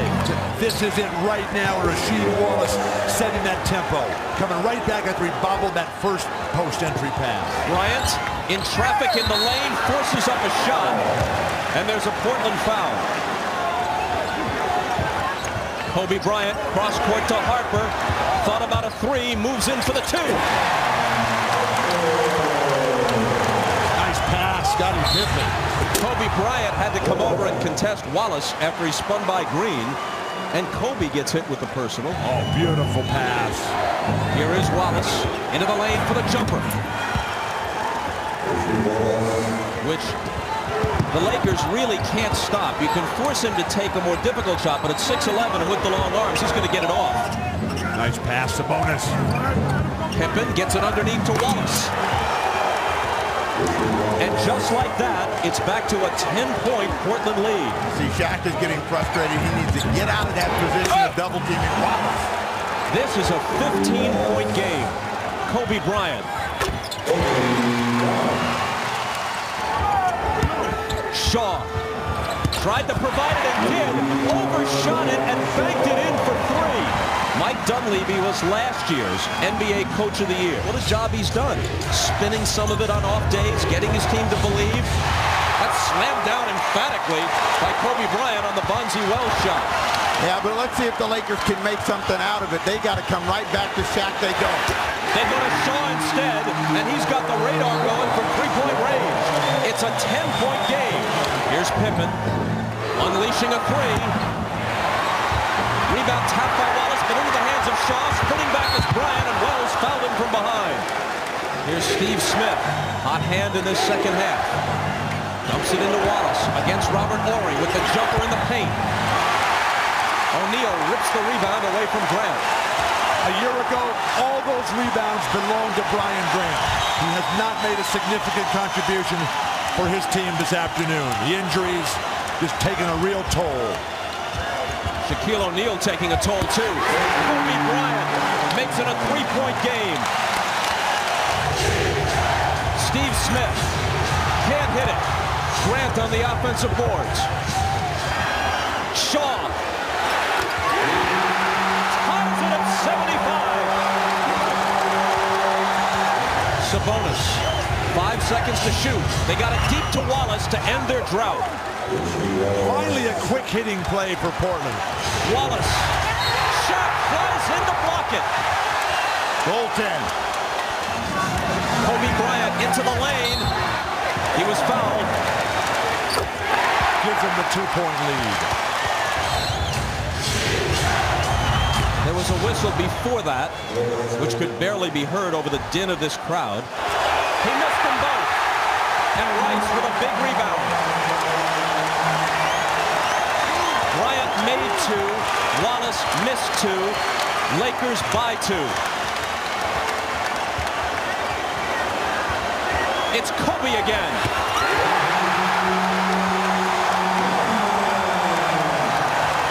A 20-point swing. Once down by 16, they lead by 4. Pippen for 3. Rebound O'Neal.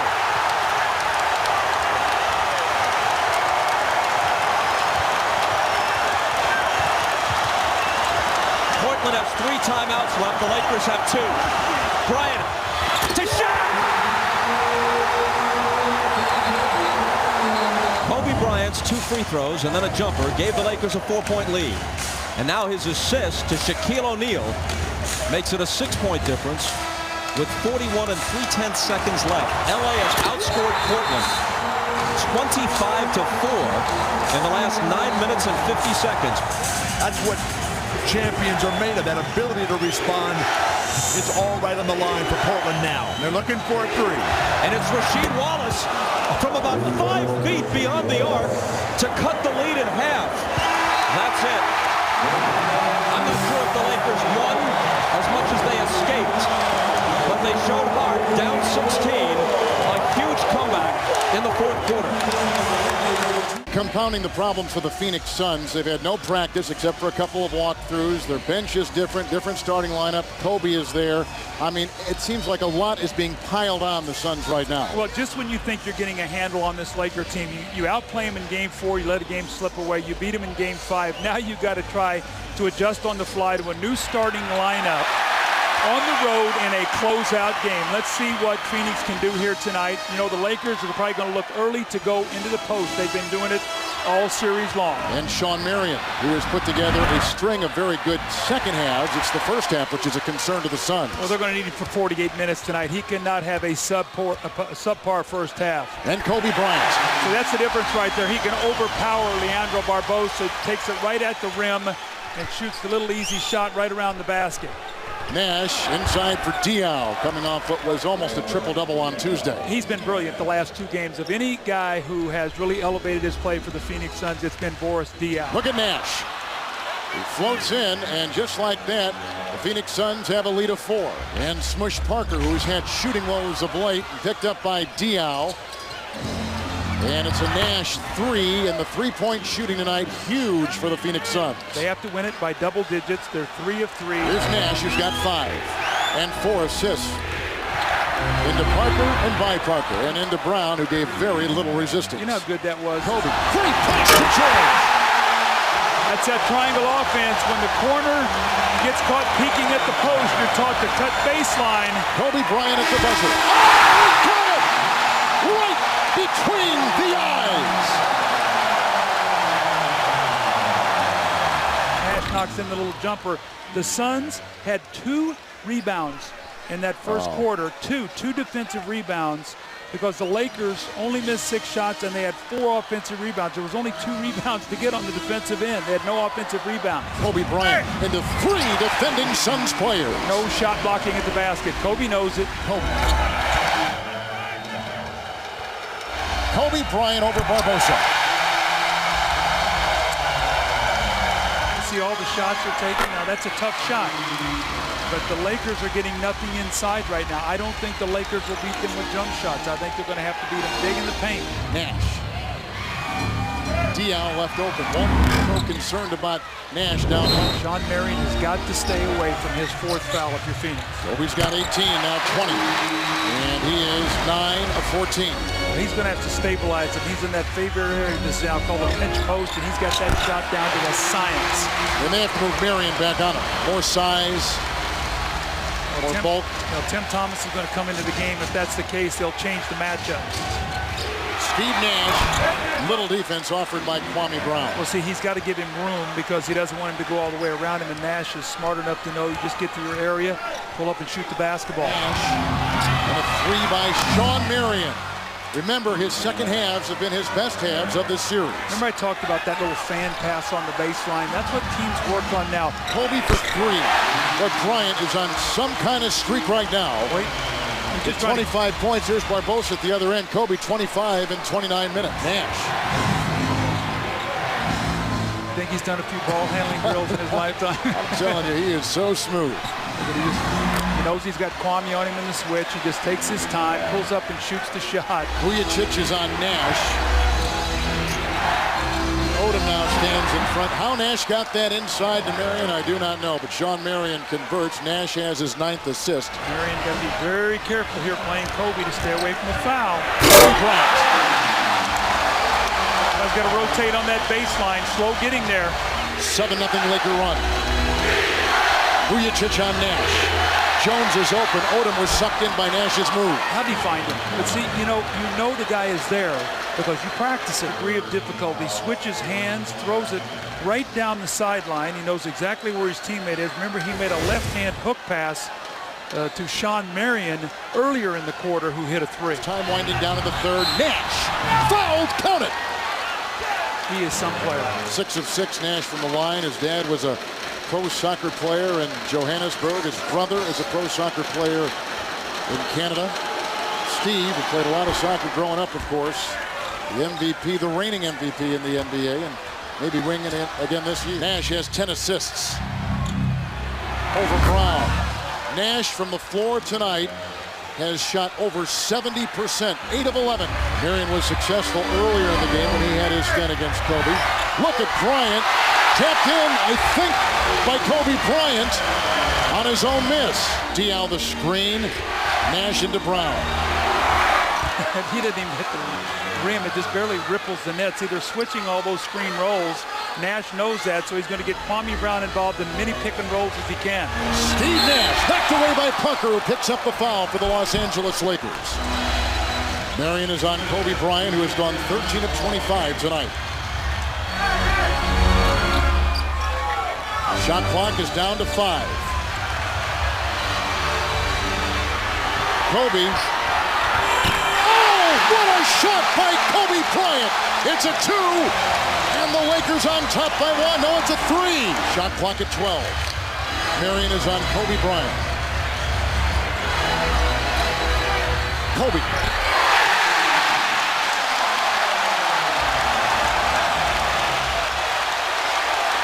Suns have not hit anything from the field in the last 3 minutes. They need a 3 to tie. Nash lost it, got it. Barbosa and Nash for the tie. Marion the rebound. Tim Thomas with the fake for the tie. 6.3 to play in regulation. Looking at the clock. Is this the dagger? Nope. Overtime. 105-105.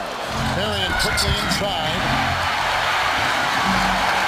It's picked up by Lamar Odom. And the Los Angeles Clippers are wondering who they're going to play and when they're going to play. Kobe Bryant. And Kobe has put in 38. Shot clock again goes down to deep single digits at 2. Kobe. Come on.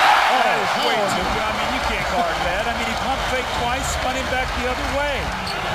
Sean Marion. That's been a play they have perfected throughout the regular season, although it has not been that much of a weapon in this series against the Los Angeles Lakers. Now the Lakers have scouted it well.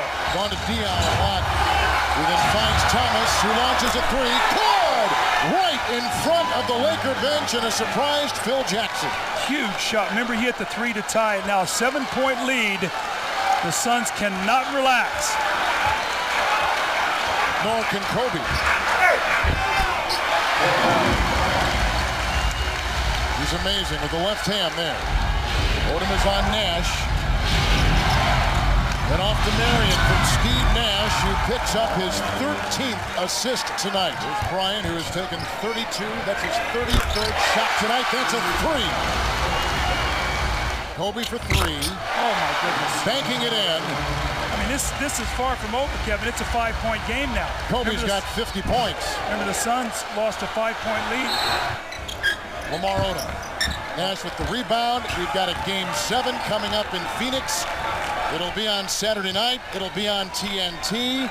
And Phoenix was down 3 games to 1. And they have now tied the series at 3 apiece. The scene, Cleveland, Ohio, first round of the Eastern Conference playoffs. It's Game 5, the Washington Wizards and the Cleveland Cavaliers with the series tied at 2 games apiece. Arenas around Gooden, through Ilgauskas, 4th in the league in scoring, the two-time All-Star. Posting up LeBron James. What happened there was they switched the 1-3 pick and roll, so James got a size differential over Arenas, an easy turnaround bank shot to his left shoulder. Short corner, this is Eric Snow. Knocks down a jumper. Well, that's the strategy of watching them. They're going to make Snow shoot the ball. Arenas for 3, with Snow draped all over him. And I like his attack mentality to start the game. Darting underneath, Arenas lays it up and through. Shot clock down to 4. Up fake, James at 2 over Jeffries. So patient. Up by 3. Gilbert Arenas, another 3 here in the first quarter. Antonio Daniels, born and raised in Columbus, Ohio. Shot clock down to 3 over Marshall. Shot doesn't go. And LeBron James ahead to Marshall. Sticks it. Have you ever said good call? Absolutely. No. I think that, no. But I think how you deal with the referees is critical. You have to have credibility. So if you dispute every call both ways, then they're never going to believe that you have a legitimate point. Their Hughes, to me, earned credibility by acknowledging the obvious that he had fouled. James gets fouled. Plus the bucket. Hughes over Jamison. Shot doesn't go, and Butler pulls it down. Arenas, quick 3. Arenas, 17 points in 15 minutes. The big 3 on 32 of the 34 points, and you can now add to that. After Arenas knocks that down, and he has 20 points. James up top, big steps, driving, lays it up and through. So strong and powerful. James isolated. Shot clock down to 3. Up fake, down to 1. Got it off in time. How magnificent are you? James already with 19 points. He had 25 in the first half on Sunday. What a feed to Ilgauskas. And to me, that's where they're most difficult. James Ilgauskas pick and roll. Marshall tries to keep it alive. James around Jamison.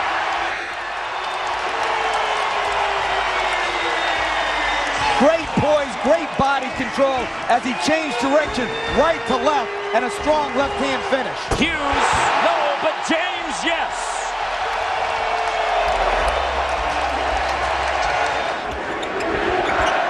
Jeffries, the cutter with the slam. 6-point lead for Cleveland. 4 minutes into the second half of Game 5. Arenas plus the foul. Gilbert Arenas, a second-round draft pick by the Golden State Warriors out of Arizona. LeBron sitting with 4, and Snow driving. Quick in pace. Here's Arenas. Got him. Arenas for 3. 29 for Gilbert Arenas. Butler. Ruffin on the floor. Here's Arenas up top. Breaks the 30 mark once again. James on a post-up. Up fake. He'll go to the line. Who was second? Kobe or LeBron? It's a good question. I'm not trying to quiz you. I'm just interested. I voted for Kobe. And I put LeBron second and Nash third. Arenas lays it up and through. Here's James once again. Shot clock at 4. LeBron!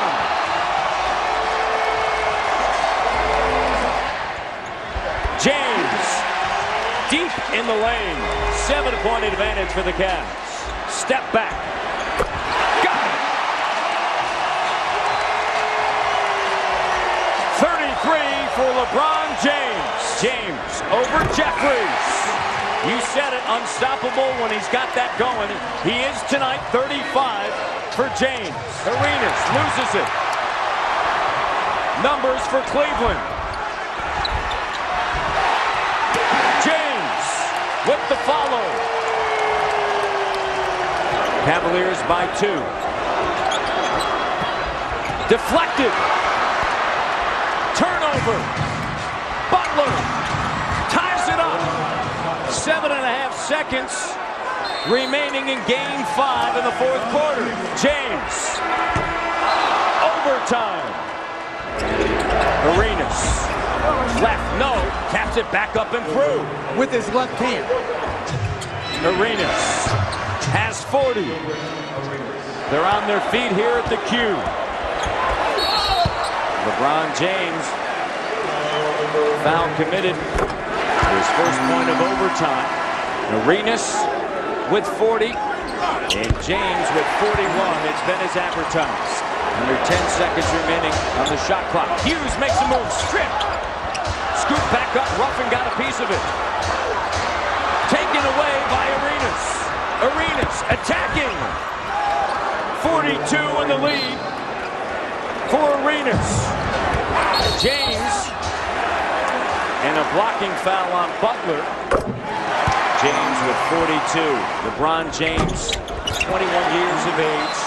Gilbert Arenas, 24 years of age. 2 brilliant performances. Arenas with 42. LeBron James with 43 in game 5. The Cavs regain the lead by 1. Arenas. Hughes on him. Shot clock at 4. Arenas makes his move. Foul. Ties it. In the first year of coaching Gilbert Arenas, Eddie Jordan said, listen, we drew a picture of a road. Some guys stay on the dotted line. Some will change lanes. Just don't drive off the road, Gilbert. Don't drive off the road. You can change lanes, go on the dotted line, but stay on the road. He has tonight. Washington by 1. James for the win. 0.9 left. Arenas. LeBron does it again. 121-120. The final in overtime. The Cavaliers take a 3-2 lead in this series. LeBron, sensational game. Career playoff high. First of all, you had a chance to end it in regulation, but describe that last play. You know, I had a great shot at it at the end of regulation. You know, but it's a tied game, you know, going into overtime. So, you know, I put myself in a position to try to make up for it, and I was able to do that. You got into early foul trouble in the 3rd quarter. I know you were very frustrated and disappointed, but again, it was a blessing in disguise because it allowed your teammates to step up and support you. Man, I think that was big. You know, me getting my 4th foul early in the 3rd quarter, you know, the guys did an excellent job of keeping their composure, attacking, making big shots, and, you know, we had a bigger lead when I came out the game than when I was in there, so it was awesome to see. You guys obviously had an opportunity to win game 4 in Washington. What did you learn from not only that game, but tonight's game that you might be able to go in there and close that game series? Yeah, you can't let adversity, you know, kill your spirit. You know, we had a lot of tough calls in game 4 in Washington, but, you know, we knew we was coming back home for game 5. We wanted to stick with the game plan and just try to get a win. All right, congratulations. Great win. All right, thanks, sir. All right, send it back to you, Matt. All right, thank you, Cheryl. What a game, what a night in Cleveland. The Cavs win it by 1 in overtime.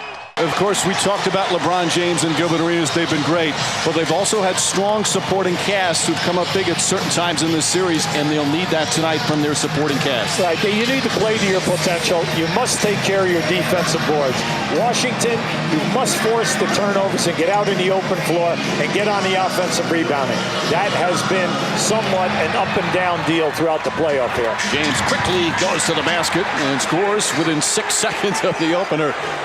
He has been just absolutely amazing coming off that terrific game where he had 45, a franchise record in game 5, including the game winner. Arenas has found the stroke the last couple of games. Well, the first 2 moves here, this is what you like to see.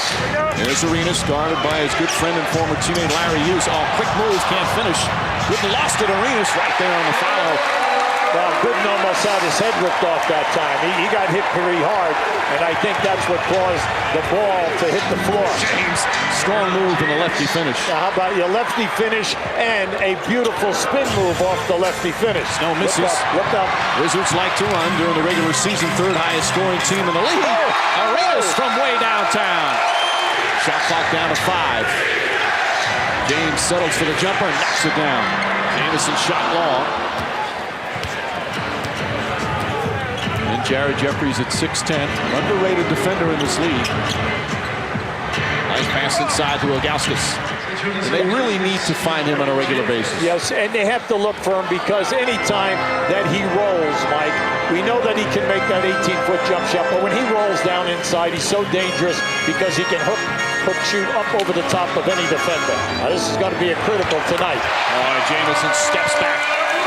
9 points already for Jamison. You know, we heard Lisa talk about him saying Mr. Game 5. It was last year that he had a Game 5 winning shot against the Chicago Bulls. That's why he kept talking about the importance of Game 5. James spinning quickness. Wow. And puts it in. Jeffries just kind of throws it up. Not a good shot. And Marshall the rebound. Yeah, that was a very poor percentage shot. And he was open from the foul line over to the right side of the lane. James hard drive. Again, a strong finish. He was way above the rim. James to Reggie and a foul. James and Butler. Butler banging him well, but you just can't stop that. No, you can't stop that, Mike. Arenas passes up on the three, goes hard to the basket, and a blocking foul as he was in the restricted area. Washington cannot go to sleep here now. They've got to get back. Arenas counted and a foul. The foul call was very late. Arenas was bumped by Hughes, went down, then went threw up the shot, and then they called the foul. Here comes a double team. James turns the other way. 16 now for LeBron James. Well, all the coaches, you know, they constantly work at the double teams, try to go away from the defense, but then when you go away from the defense, make sure you get into a high percentage area. Arenas hard inside, count it, and a foul. Arenas way off the mark. Here come the Cavs looking to push. They've got the numbers. Snow to James, and the finish. You know, the Cavs have already shown they can win here in the playoffs, taking game 3. Arenas a whirling shot, and they're up by 3. Bench points, Cleveland with 24, 9 for Washington. Arenas and the foul. Again, fearless going to the basket, and goes right at the 7-3 Ilgauskas. Arenas for 3. Butler the offensive rebound. Can't get it to fall. Plenty of contact. Brown wanted a foul. James, nice left hand. And that's what happens in this league. You miss a layup opportunity at one end. It's amazing how in this league the opposition might scores within 3 seconds. Jamison lost it. James inside again. Puts it. Yes. What body control. 22 for LeBron James as the Cavs now at 47% from the field. Jamison, wide open 3. There you go. Hughes inside. Jamison defended him well, went straight up. Oh, yeah, 4-on-1. Arenas to Daniels. Daniels with the reverse. 16 for Antonio Daniels. Daniels backdoor underneath. Flips it in. Tough shot from Daniels. Arenas from way downtown. He's got in the 30s again. 31. James comes right back for the 3. And LeBron James's first points of the 4th quarter. Arenas is on LeBron James. Here comes Jeffries to help. Knocked away by Arenas. Terrific steal. Daniels goes right to the basket, puts it in. Beautifully executed. James swings it. Marshall for 3. Daniel Marshall. 28 points off the bench. And just like that, it's back to a 4-point game. Arenas with 2 players on him. And Marshall the rebound as well. 7 boards for Marshall. Arenas staring right at James. James wants to clear out. Makes the drive. Arenas stays with him nicely. Nice between 2 defenders again. Wizards trying to force the game 7. Shot clock down to 5.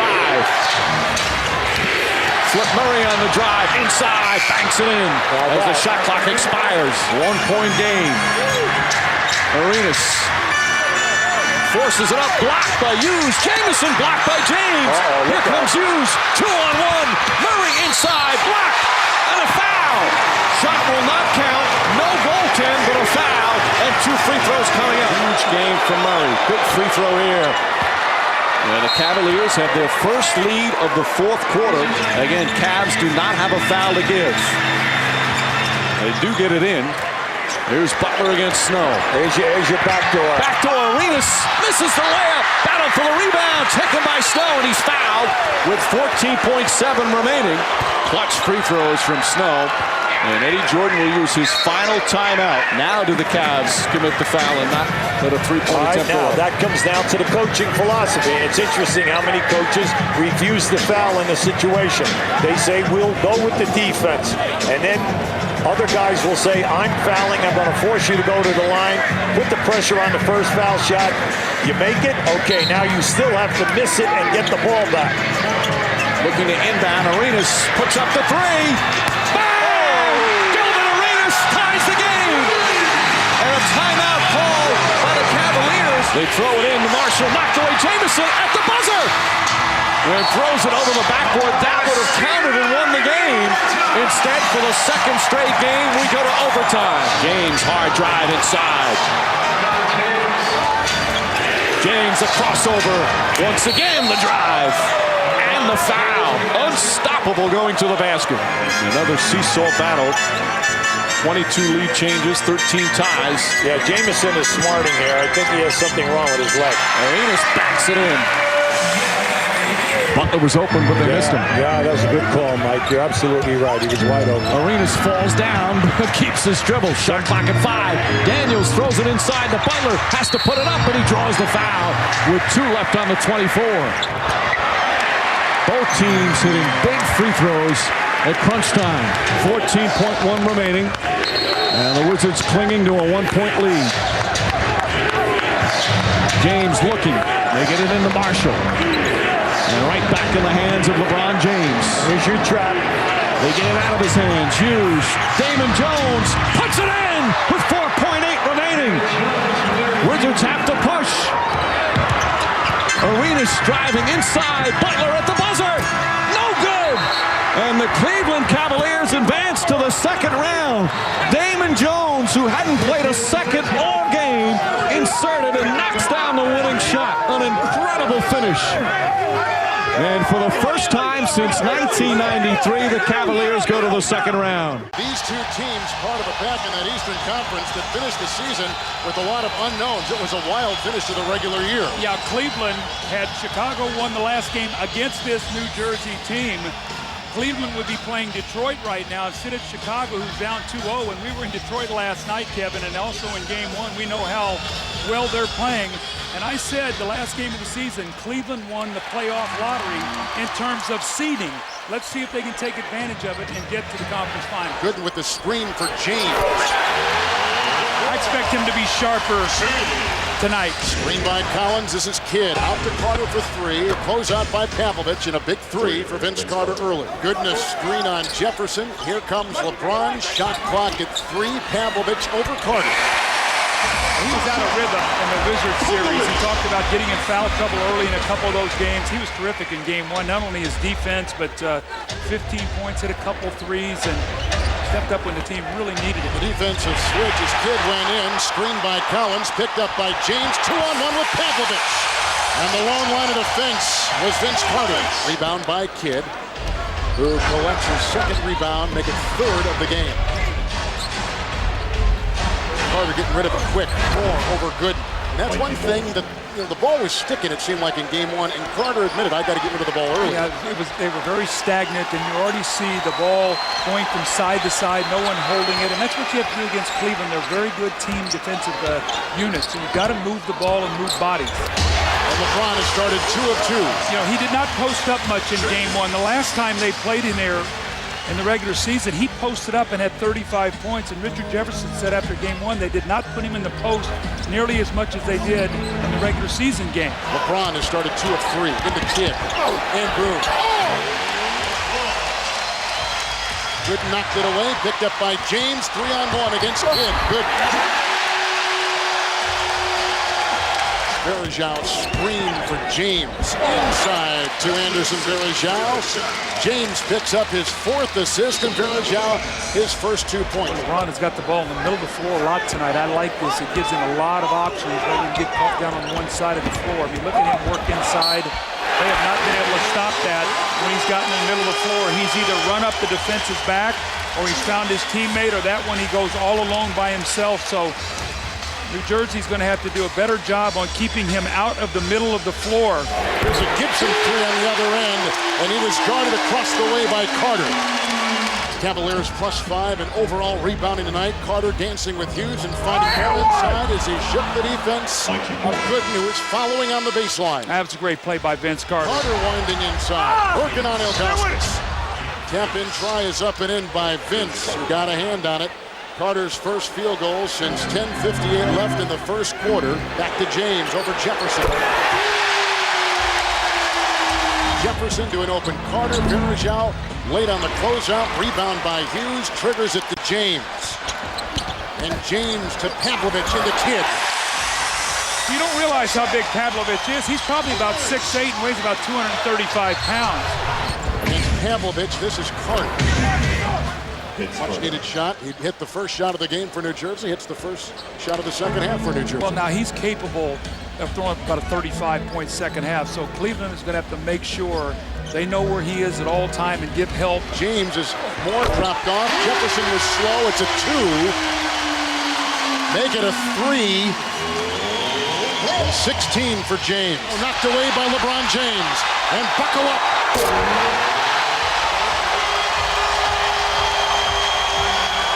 LeBron's got a game-high 18 points for the Cleveland Cavaliers. Those are the kind of plays that ignite this crowd. So if New Jersey doesn't score on this possession and Cleveland scores again, if I'm Lawrence Frank, I might take a timeout. You want to manage this crowd. Carter is 3 of 13. There's a whistle as he works his way across the lane. Screen by Hughes for James. James to Pavlovich. Kidd was late on the closeout for New Jersey defensively. Carter by Pavlovich and slides in easily with Gooden and Ilgauskas within arm's reach. James has it. Jefferson on him. And James to Varejao, who spun quickly and outraced Boone to a spot where he could hit that shot. Josh Boone, has just sort of been rolling along. They got Carter working on James. First time we've seen them go head-to-head, and Vince Carter picks up a foul as the two were veering outside. And James overpaid for 3. LeBron James puts in a 3-point shot. He is now 3 of 6 from above the arc. How about that matchup? Jason Kidd and LeBron James. James, a Varejao screen. James to Hughes for 3. Oh, big hit. Screen by Moore, who just checked in. The knockball. Looking shot. Vince Carter puts it in. He's got 17. Ilgauskas from James and Kidd. Oh! Ilgauskas has 11 with 8 rebounds. Mike Brown says, use your head. We don't want anything silly right now. How about another play here by Pavlovich trying to dunk that ball? Carter stuck with it. Count for a goaltend. It will count for 2. Carter gets it. Jefferson and James. Oh, what a play by LeBron James. Collins was there trying to double. 32 for LeBron. And the foul goes on Collins. Beautiful. What a pass by LeBron. That was all because of the pre-rotation defensively of Jason Collins. He was worried about the isolation. He come running over and Gooden went right to the open area. That was beautiful offense. And LeBron's got 12 assists in this game. Double Carter and Carter over James. Vince Carter. Kidd is on Hughes. Jefferson is on James. There's Collins and back at Jefferson. LeBron over Moore. This kid's something special. He's got a champion's heart. Here's James for 2. He's got 36. This kid's a winner. I'm telling you, he's young and he's getting better and better. I'm so impressed with his poise as a young guy. Carter puts in a 3. He has 26, 22 from Jefferson tonight. Kidd with 17 and 10 rebounds and 7 assists, but 6 turnovers for Jason Kidd. The Cleveland Cavaliers have gone up 2-0 on the New Jersey Nets. The officials are Bennett Salvatore, Steve Javy, and Don Vaden. Charlotte has won 3 times this year on this floor, twice in the regular season and Game 5 of this series. The home team won the first 4 games of this series. Then Charlotte won in Milwaukee in Game 5, and Milwaukee came from behind to win Game 6 at Charlotte. Baron Davis. And Charlotte goes in front 6-2. Now, Paul Silas wants a quick pace, but he doesn't want his team to turn into a jump shooting team. And that's what we'll have to monitor in terms of when they get that quick exchange. Does Charlotte get to the rim, or do they decide to pull up for the jumper? Ray Allen. Allen slicing through and scoring. Baron Davis again. He's not shy. Well, Baron Davis has improved his perimeter game, and I think that Milwaukee is saying, you've got to beat us from out there. You've got to show us that time in and time out that you can drop that shot. They're not going to let him drive. They're not going to let him get to the free throw line and set up his teammate. Cassell was doubled briefly. Allen dribbling through. 5 on the shot clock. Robinson the fake and the jumper.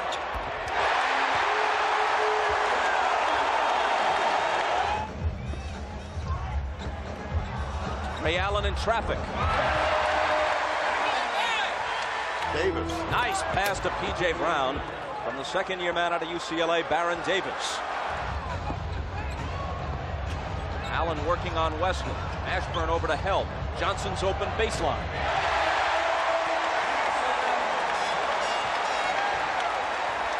They're going to give Scott Williams, Irvin Johnson every chance to make that shot. They don't believe that those 2 guys can put them away. So the Hornets will back off, and it's up to Johnson and Williams to make the shot. Ray Allen to the left hand, swatted away by McGlure. He recovers it and sticks it back in. Ray Allen.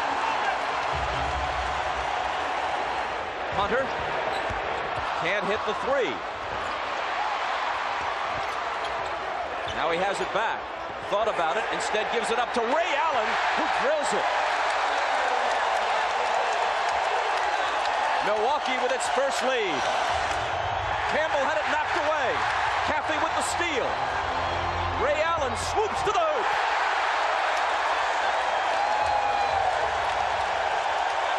Allen with 13, and the Bucks by 4. Now, one thing that the Charlotte Hornets can't do is start looking in the direction of the officials. They got to be aggressive. Great block, Ray Allen.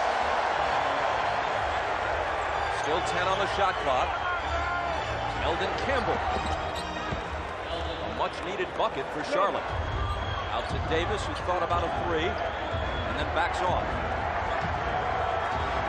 A little stutter step move into the lane, an almost impossible hoop that drops, and he's coming to the line. Here's Davis, good look at a 3. Instead he takes it into the lane, bounces it off to McGlure for the tie. Even at 38, as the clock ticks down toward 3 minutes. Williams having discarded the headband. Perhaps that helps with the shooting touch. Well, you know, he did that down in Charlotte as well. So maybe the first half, and then thinking we could lose this again, he came headless. Well, not quite headless. Here's Campbell. There's been no decapitation that I'm aware of. Here's Campbell. 6 on the clock for Campbell. Backing in on Johnson for the turnaround. Rebound back tapped. Wesley trying to save it and does to Mashburn. The people here want to know if that's a backboard violation. The Milwaukee Buck fan, you're saying it is. It's the Charlotte Hornets. The shot was hit and missed, and I think that they thought that the Bucks hit it as well as Eldon Campbell. We know that Baron Davis hit a 3. Allen's pass intended for Johnson, picked off. Baron Davis with the steal and the lay-in, and all of a sudden Charlotte leads by 7. Here's a concern for the Bucks. First 15 minutes of this game, Ray Allen shot 6 for 9, scored 13 points. Last 12 minutes that he's been on the floor, 0 for 12, zip. 0 for 2 round, 0 for 2 from the floor, zip. He hasn't gotten enough opportunities. I mean, I think sometimes they forget about Ray Allen. Looking in his direction right now. Oh my gosh, what a bounce. You couldn't do that standing in a playground all day long. From sunup to sundown, get a carom like that. Baron Davis. And a Milwaukee foul. Ashburn He's got Cassell on a switch. Allen comes off the screen and drills it. Lindsey Hunter still trying to find his offense. Won't find it there. Baron Davis knocked it away. Pegs it to Mashburn. Robinson on his right. And they can't complete it. That's got to deflate them a little bit. Allen through traffic out to Hunter. Hits the three. It's been forever for Lindsey Hunter. And he's put Milwaukee up by 9.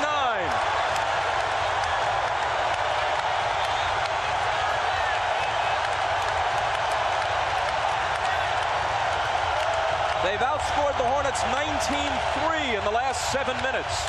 5-second differential between game and clock. Mashburn and the Hornets need to score. Davis. Baron Davis with a big three to answer the one by Hunter at the other end. 6 seconds for the Bucks to get off a shot. Robinson to the front court, running three-pointer, good! Tendency, Bob, when you get down and you get down the way they did, Hunter's three and then the dramatic three by Glenn Robinson, you want to get all of those points back in a hurry. Ray Allen. A gorgeous hoop by Allen. Allen on the move, bumped. It wouldn't drop, could have been a three-point play. As it is, he'll shoot 2.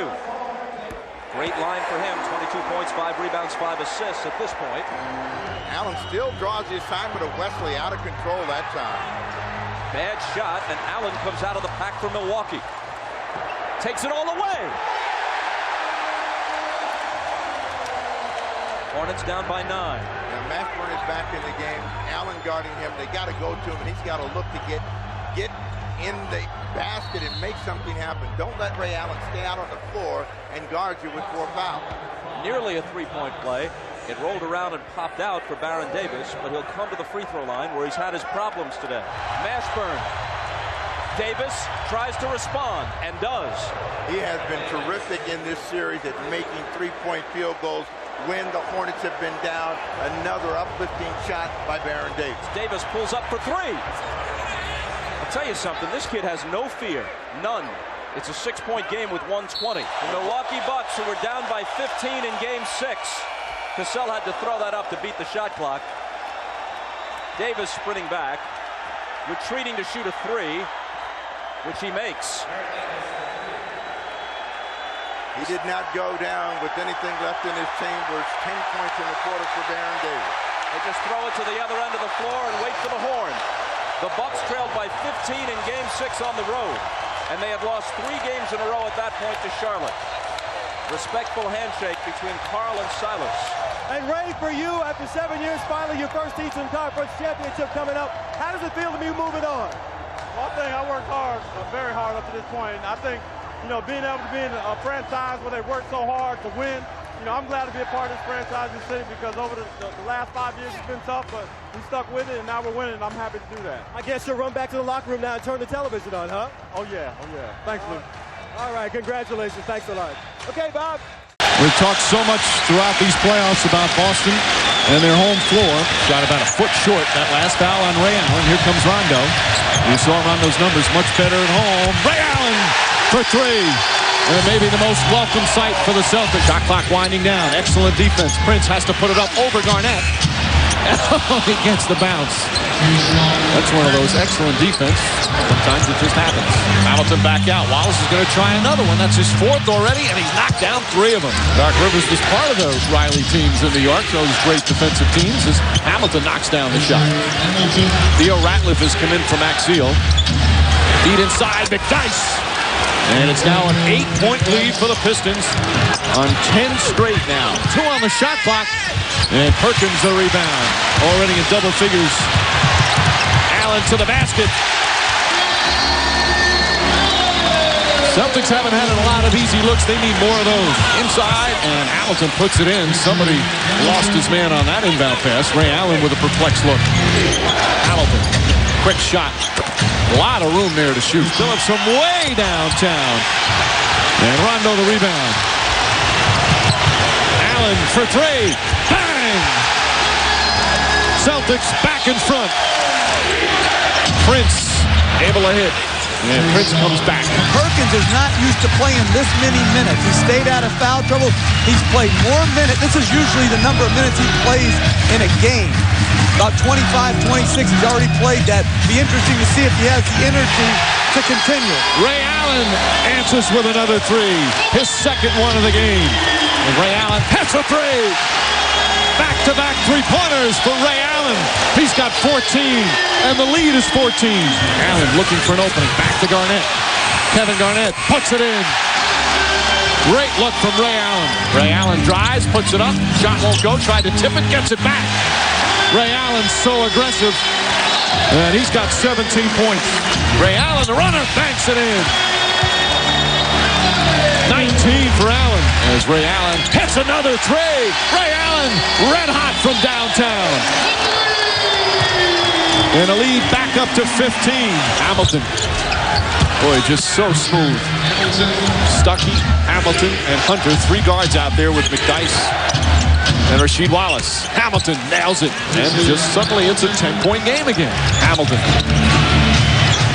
making it look easy right now. He's got 20, and the lead, once 17, has been cut to 8. Hamilton for three. Chris Hamilton firing away. You mentioned it earlier, Jeff.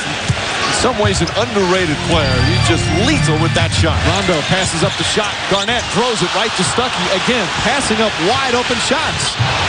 Hamilton to the basket and puts it in. And Doc Rivers needs a timeout. 6 on the shot clock. Celtics will inbound. Posey has it. Allen comes off the screen, fires a three, puts it in. That's a 2. His foot was on the line, but he knocks down a big shot. Phillips comes the other way. They'll let him go. And the Celtics survive and take a 3-2 series lead. What a hard-fought game here in Boston tonight. Scottie and Brian Russell just going after it. But you know what? To me, that's a hip check out of bounds. You got to see that early in this game. A lot of fireworks, a lot of talk, a lot of mess in game 4. They don't want that to start off early in this game. Russell outside with Smith running at it. Rims it short. Sabonis has another defensive rebound. His third already. Look at Pippen with a hesitation dribble drive and the finish with a finger roll. Scottie Pippen. Here's Stoudemire. He's got Pippen trailing on the left. He'll slash to the glass. Trying to reverse it up. Polonese with a rebound, and the Jazz back on the attack. Smith jabbed it away, but it rolls right to Malone, and he ties it at 2-2 with a jumper from the corner. Malone, a pick and slip to the glass, lays it up, and in a classic pick and slip as Malone was left alone into the alley. 9 on the shot clock for the Blazers as they bring it in bounds. Pippen turns off the Sabonis screen for 3 and knocks it down. So Pippen on a drive and transition, and now a 3 is asserting himself offensively, and the Blazers lead 7-4. Karl splits a pair of free throws. The Jazz lead it 11-9. Portland in the half court. Sabonis and Grant screen high. Pippen off the pick, settles for the jumper, and knocks another one down, Reggie. He's 3 for 5 and has 7 points to lead the Blazers. Well, when you have 6 rings and you know what it's about, you know that this game is real important because you don't want to go back into the Jazz, into the Delta Center. You know what you got last time. You don't want to see that happen. Of course, Karl Malone wants to see something else go on. And I told you, be careful of the guy that talks about being sick before the game. And Malone answers 3 for 6, 14 to shoot. Up fake by Pippen, leans in, drops it low to Wells, trapped, brings it outside to Scottie. To the baseline, touch! Again, Pippen answers. Score tied at 13. Pippen intercepts a cross-court pass. Pippen sprints into the lane, finds the open man. It's Stoudemire twirling it up and in off the window. And that is that point guard mentality, off the dribble with the right hand, down to the lane. Damon Stoudemire for the layup. Isley enters to Malone. Here's Hornacek running by Wells and laying it up and in. So Hornacek attacks the youngster, Bonzi Wells, with a dribble drive to the lane. Anthony to Pippen for the open 3. Good ball movement that they cannot cash in. The Blazers having difficulty here at home shooting the ball. 34%. That's a tough shot for Pippen. He's been sitting on the bench for a while. You come in and shoot a 3 right off the bat and run up and down the court a couple of times. Russell tentatively sends one up and in. He was straddling the 3-point arc, but he made adjustments in midair. Graham maneuvers along the baseline, trying to shed Polonese. Gets the ball, but he's pushed outside. Polonese rattles it free. Loose ball grabbed by Russell, and the Jazz are on the march. Stockton, why not? To Malone, to Russell for the 3, and Russell has cashed in 3 consecutive jumpers. 2 have been 3s. And the Jazz lead by 4, 33-29. Somebody better guard him. Pippen knocks down the jumper. 12 to shoot. Colony's will. Guides that one up, rimmed it. Malone with a putback up and in. Malone with seconds. The Portland Trailblazers have not been able to get any easy baskets. Everything has been contested. And obviously, with the outside shooting of Russell, it really does help all the inside game. Wallace with the block. Pippen brings it up the floor. Blazers down 8. Pippen on the post. Beautiful jump hook up over Russell. Crowd back into the game here initially. Here's the lob over the top. Good reaction by Grant to reach in and get a piece of it. Malone picks it up nonchalantly. Sabonis spikes the shot. And a foul called on the baseline and against the Portland Trailblazers. Cross-court pass. Russell met by Pippen. Hornacek has an opening. A little bit of daylight. He'll use you. That one horseshoes out. Grant with the rebound. Jazz by 8. Pippen drops it to Smitty. Good move. Count the bucket. He's hacked. Smith goes to the line. Malone steps out off the screen, rumbles to the baseline, and the big 18-wheeler. Bringing home the freight. Malone is fouled, and he heads to the line. And I always question the Blazers' ability to handle adversity. Pippen drives into the lane, and he has picked up the mantle now as the savior, 7 of 14. 15 points for Pippen. Down 7, Pippen sprints into front court. He didn't believe that was going in. He threw that one up tentatively. And here come the Jazz. The no-look. Stockton to Malone. Up and in with the left hand. Oh, he faked the whole crew out on the floor. From 25 feet, he throws the no-look pass just with the nonchalant attitude of John Stockton. Stockton front court left, out in front of his own bench. Trying to break down Stoudemire. Again, a no-look. Inside of Polony. Spiked by Pippen. Grabbed by Malone. His shot won't fall. Here come the Blazers. Pippen with 15 points, leading the Blazers in scoring, trying to break free of Russell. Finds Stoudemire for a 3. In it goes. Damon Stoudemire with a well-timed shot there. They're looking to go to Malone. Wallace plays tight defense. Here's Malone, double team, shovels it to Polony. He's diving down the weak side of the lane, is fouled by Sabonis. Stockton has a height advantage on Stoudemire, don't forget, and that is not meaningless. That means he can enter the ball and pick his spots and has great vision of the floor. Now they put Pippen at 6'8" on Stockton in the corner to Malone, and he hits the jumper. Karl Malone operating now with 17 points. So as a coach, you know Dunleavy went inside it at halftime and says, you guys are not playing any defense. Rasheed Wallace, nice inside move. Here's Stockton working the point, covered by Stoudemire. 13 to shoot. Malone slips the pick, intercepted by Pippen. He's got a crowd with him. Fakes the pass, drives in, a tough shot, sneaks by Russell for the lay-in. Here's a nice pass inside of Malone. Malone working his way to the cylinder and foul. Malone shoots 2. Malone one-on-one on Grant, 3 to shoot, and he drops down a tough jump shot. Stockton isolated on Anthony, drives, draws, swings it across the baseline to Hornacek. The extra pass from Polonese, leaving Malone all alone. Missed the jumper, but that was a beautifully executed inbound play. A good ball movement, Jerry Sloan. Pippen with a dime inside to Shrimp for the reverse. What a pass by Pippen to Shrimp to pull the Blazers to within 4. Russell with 8 to shoot, left side to Stockton. The pass intercepted by Grant. Pippen is one-on-one with Hornacek. Grant coming to trail. Again, an excellent pass thrown by Pippen. And Grant finishes with a 2-hand jam. The Blazers are back within 2. Stockton throwing the ball away with no pressure whatsoever. No reason for that type of turnover from John Stockton. In this series, he's averaging 8 assists a game, but he's also averaging 3 turnovers. Malone again slips the pick, rumbles into the lane, and knocks Sabonis down to the front row. Malone is doubled, leaving Russell open on the opposite point. That was deep in the well, but bounces out. Malone is there to tap it up and in. Outstanding play by the mailman. 1:53 remaining. Tie ball game. Malone double. Out to Russell. Pump fakes by Pippen. Lean in hopper. He nailed it. Russell's had an extraordinary game with 18 points in total. Malone to screen high. Stockton swings it left side to Russell.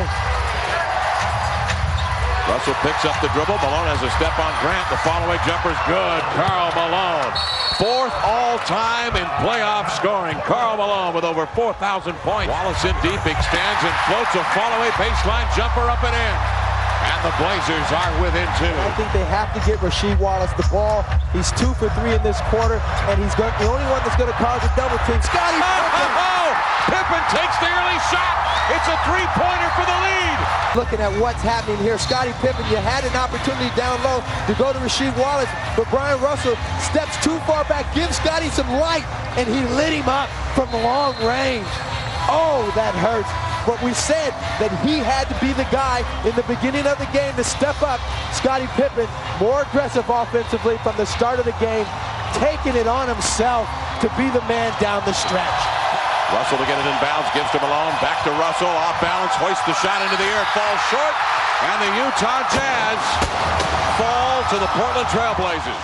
They played each other 3 times in the regular season. Spurs winning 2 of 3. The home team won all 3 games, but in recent years, the Spurs have played very well. I don't want to say dominated, but they've had the better of the Phoenix Suns. The danger with both of these teams is they can win on the road. Both teams proven on the road that it does not affect them to go into somebody else's building and win. You saw Tony Parker hit that first field goal for San Antonio.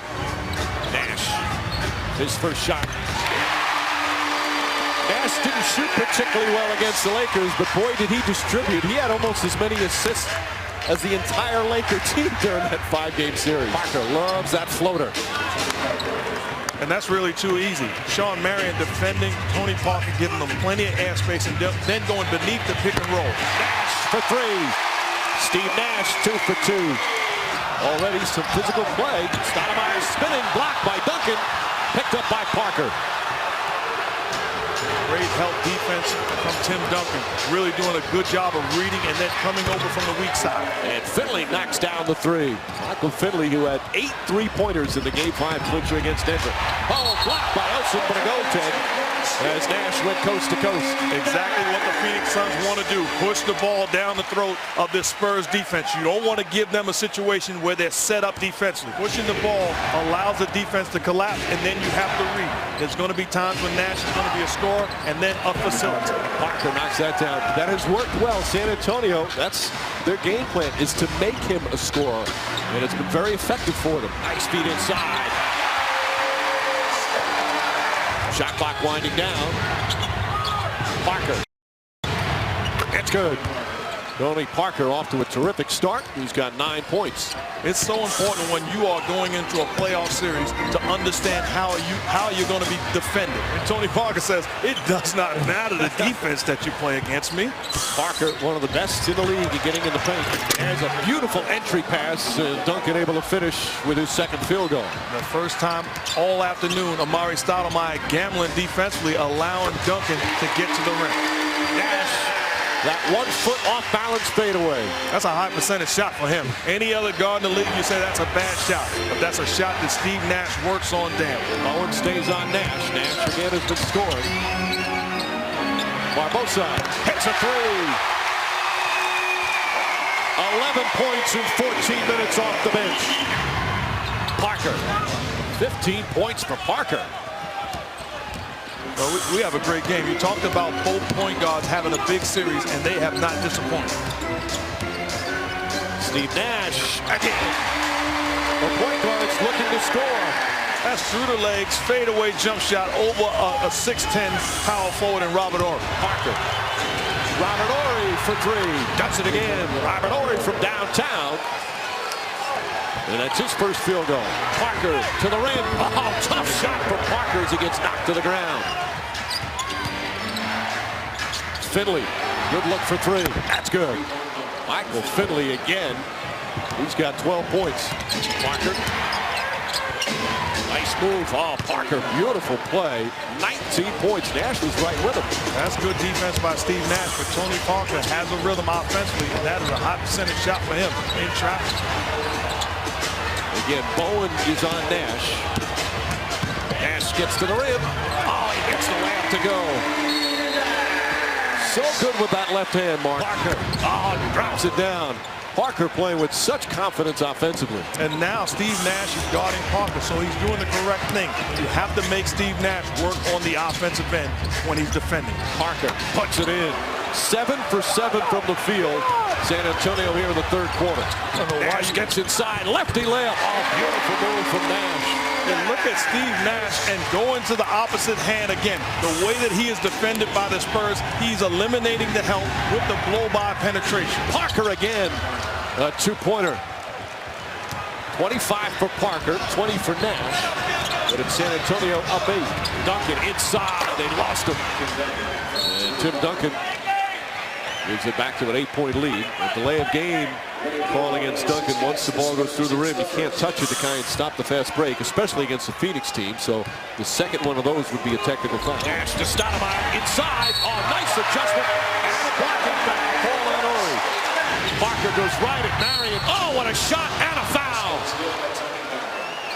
The way Tony Parker's playing, you would think that Eva Longoria didn't say yes. He's trying to get her. She said yes. The marriage is on. Here goes the Brazilian Bron. This time turns it over. Hey. Parker. Finley for 3.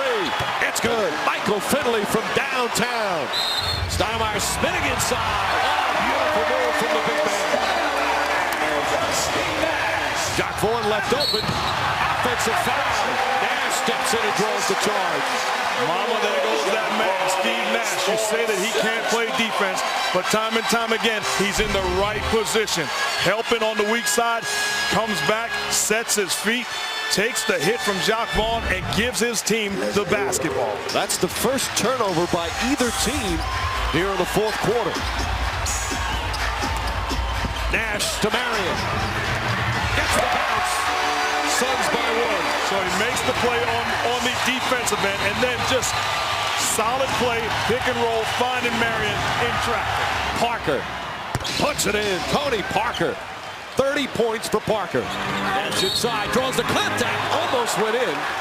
And he'll go to the line for 2. Gets the line. 1-point game. Nash to Marion, bad pass, stolen by Parker. And Parker will slow it down. And a foul call on Nash as Parker's shaken up. Nash checking to make sure he's okay. Second foul on Nash, and they're calling to come right out right away. Duncan saying somebody come out and take a look. As Parker holding his left arm. Yeah, that's where it is. Nash, you can show you the class of Steve Nash. He got hit and it obviously hurt. First thing he did is look down to make sure Parker was okay. Well, these players and these organizations really respect one another. Steve Nash, even in the midst of getting bandaged, he looks over to Tony Parker and says, "Are you okay?" Parker comes over to the Suns bench, making sure that Nash is okay. That's just class basketball. Nash, that's a 3. Bang! Steve Nash from downtown to tie the game. Parker nails it. Tony Parker against San Antonio, a 4-point lead. You have Amare Stoudemire playing center field off that pick and roll. You have to come out and contest the shot of Tony Parker. Nash to the basket, scoop layup. Backs it in. Get a foul as well. And the two have played just brilliantly here this afternoon. Not only scoring, but obviously distributing as well. Nash right now is not going to come into the game on this possession. They can't stop the blood. He can't play if he's bleeding. So Barbosa and Boris Diaw come in. Diaw is a very good playmaker and no doubt will play the role of Steve Nash. Nash says, wait a minute, I'm ready to go back.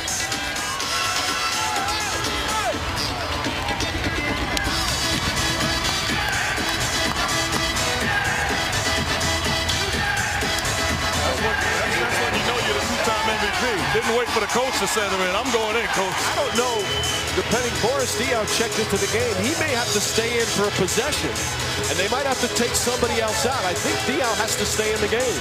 Once a player is put in, you have to stay in for a possession, or at least have a tick go off the clock. Instead, Mike D'Antoni, now you can change that by calling a timeout. And the smart play is to get a timeout to assure Steve Nash getting back into the ball game because they still have to take care of the blood issue. Right, now Diaw's going to come back in. He's not allowed to come in until a possession is changed.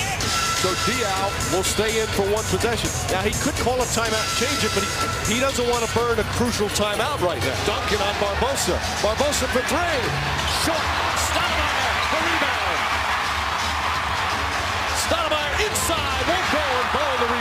They do not have to foul yet. But Barbosa fouls. And they're in the penalty. There was at least a 12-second difference between shot and game clock. And now a timeout call by Mike D'Antoni with 32.8 seconds remaining. His team down by 3. Nash doing everything to get back in the game. Obviously trying to wash out some blood that's gotten in the eyes. That thing just, it won't stop bleeding. So desperate to get back in the game. Of course, the league instituting that blood infectious rule years ago after Magic Johnson and the HIV. And you can't play with blood on the floor. They're doing their best to try and stop it, but it just won't stop. Well, defensively, you want to go for the steal. If you don't get it, you want to foul immediately. I think the Phoenix Suns, their bench, they want to get Steve Nash ready for one possession offensively. But you go for the steal, you don't get it, foul immediately. Barbosa with the foul, trying to deny Parker. Let's see if they call it an away from the play foul. And I think that's what it's going to be.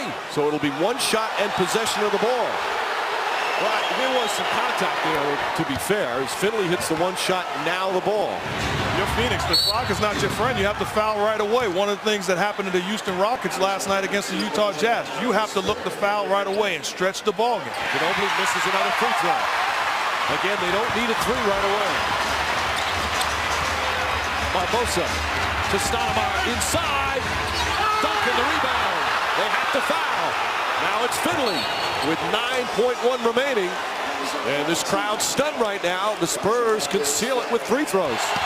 Big shot from Michael Finley. And it makes it a 4-point game. Suns use their final timeout. Nash has played brilliantly this afternoon. Dial. The ball deflected. Taken by Stoudemire. Bell for 3. Won't go. Rebound Duncan. And that will do it. A whistle and a foul, but the San Antonio Spurs will steal game 1 here in Phoenix. House. They're happy to have one more game to cheer on this Suns team that has given them one of the great seasons in franchise history. In a game you can see in high definition. Spurs still lead it 3-1, but the Suns with an extra bounce to their step as we get set for game 5. Shot clock at 4. Parker on, nice speed. That will get it done. Absolutely. Patience by Parker. Not wanting to take that outside shot. You got players playing against guys more to their level. Stoudemire. Stoudemire, who only had 31 in game 4, his lowest scoring output of the series, but he made all the big plays in the final minute and a half. Good defense. Bad pass from Ginobili. Forced it Stoudemire. And 6 straight points for the Suns to tie the game. Duncan. Nice move. He flips it in.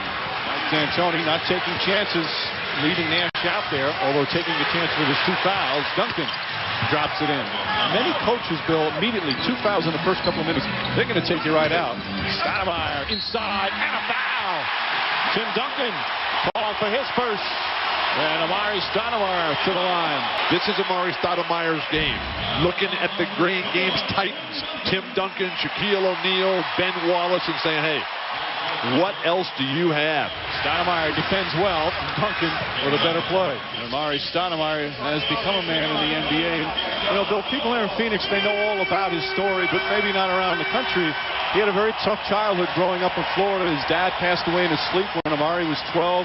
So his mom had trouble making ends meet for the family, and she resorted to some bad decisions and involved in crime, things like grand theft, forgery. She was arrested over 20 times. She was also had some jail time, and as Johnson gets it inside to Stoudemire, and he finishes. He went to 7 different high schools, bounced around. He had coaches and other relatives take care of him, but he always stuck with his mom. He said she was his heart and soul because even though she made bad decisions, every decision she made, as Parker can hit, every decision she made was to take care of her kids. Now she's on the right path. Now he's taking care of her. And he could have been a victim of the system, but instead he matured and grew up fast. We are seeing a changing of the guard. This guy is going to redefine how basketball is played. Again, he didn't go to college, but he's a very intelligent young man. As Duncan gets inside, can't hit on the follow. And a good second effort from Tim Duncan, who has 10 points already. Duncan single coverage. Now they see Joe Johnson leaning to go help. It's Nash instead. And Duncan takes advantage, and this is their largest lead. Duncan off the glass. Tim Duncan having a huge start to this game. Duncan with a finish and a foul. Late whistle, but there was plenty of contact. That was the right call. I love this team. I would love them to have the privilege just to play with them in the finals, but I'm a 100% Shaq fan. All right, Mike, great to see you. Thank you very much. Huge block by Amare Stoudemire. Back to you, Mike. Jim, thank you. Of course, he had that one block in Game 4 that was pretty special. Beautiful pass by Nash. And Stoudemire, that's the part of his game he added this year. Stoudemire, a little further out than he normally shoots, not a problem. He's got 15. Stoudemire again rattles it in. Amare Stoudemire, 17 points. Great man, Duncan. Mary in the block. Stoudemire the block. Spurs back up by 1. Nice pass, and Stoudemire fouled. It is unbelievable how he just threads the needle. Ginobili for 3. Massenberg on the rebound, and that's his first field goal of the playoffs. Massenberg playing because of the foul trouble. Stoudemire! And a blocking foul called. Ginobili gets up by 8. Stoudemire bounces up and will go back to the free throw line. Ginobili gets inside, lost it, stripped by Johnson, but Duncan right there to pick it up. Shot clock at 6. Nash inside, can't get the roll. Stoudemire blocked by Duncan, gets it back again. And a foul call. So Tim Duncan has got to go over to Tony Parker and say, hey, let's get it going. Enough of this. Duncan, instead of that, takes it himself. And the Spurs lead by 5. Bowen. He had 15 points in Game 4, and that's a 2-pointer. The Spurs defense has been terrific. Stoudemire. And here's the contact, the blocking foul. Call it against Duncan. You would think that Jackson would come alive with the return of Joe Johnson.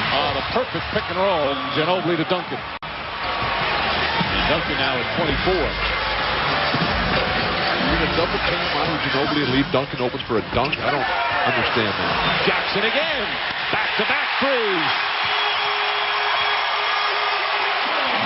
Brent Barry wide open for 3. Barry had that big Game 1 where he had 21 points. And he puts the Spurs lead back up to 9. Stoudemire goes right at Duncan. 27 for Stoudemire. Duncan. And a foul. Tim Duncan able to put it in. Stoudemire went for the steal, and Duncan instead with a chance for a 3-point play. Stoudemire with 6 on the shot clock. Makes his move inside. That's the one dribble play that we were talking about. Just put it down and get in the air. Most guys have to shoot a shot. Stoudemire again to the basket. And Eddie Rush was about to call a foul. Instead, he just called a deflection. It looked like his hand was come up to signal a foul. Stoudemire again. This time goes at Robert Horry. Amare Stoudemire. Excuse me, I didn't think Amare had that play. Stoudemire blocked by Duncan. Stoudemire puts it in. And it's a 5-point game. Amare Stoudemire, another sensational performance. 33 points. And a standing ovation here at America West Arena. This is the closest they've been in the 4th. Ginobili blocked. Stoudemire with the rejection. Remarkable. And we've seen everything from Duncan tonight, rolling in for the sky hook, a la Kareem Abdul-Jabbar, stepping out, hitting the perimeter bank shot. Sam Jones moving off the screen, slicing to the hoop, using the offhand, and then setting up his teammate Manu Ginobili. When all else fails, just step right in like Hakeem Olajuwon and Kevin McHale and finish so easily at the hoop. The numbers for Duncan just incredible tonight. 27 points. Fabulous percentage, solid from the free throw stripe, 12 boards, 3 blocks, 3 assists, and uncountable leadership. Nash looking for Stoudemire again. 35 for Stoudemire, a 3-point game. Robert Horry rushed it. Duncan right there on the foul. Plenty of time for Phoenix. On it. Nash gets inside. Stoudemire. You don't think Steve just threw that up there on the board for him, do you? I wouldn't put it past him. He knew he had the big guys there. It's as if Stoudemire's got one of the trampolines they used during the timeouts. Stoudemire against Duncan. Inside. Oh, Amare Stoudemire. It's back to 4.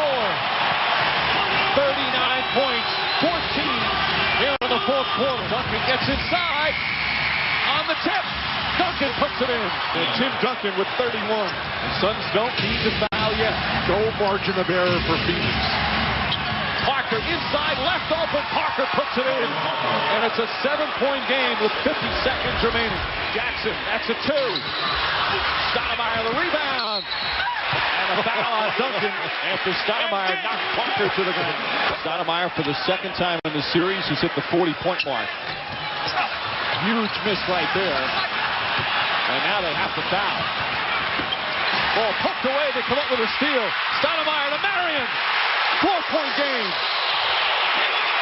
You have to foul right away. They need a timeout, San Antonio. They still have to foul with 26.4 remaining. Ginobili gets away, and he draws the foul, a 2-shot foul. Nice free throws from Manu Ginobili. But what we've seen from this guy, Amare Stoudemire, one more time.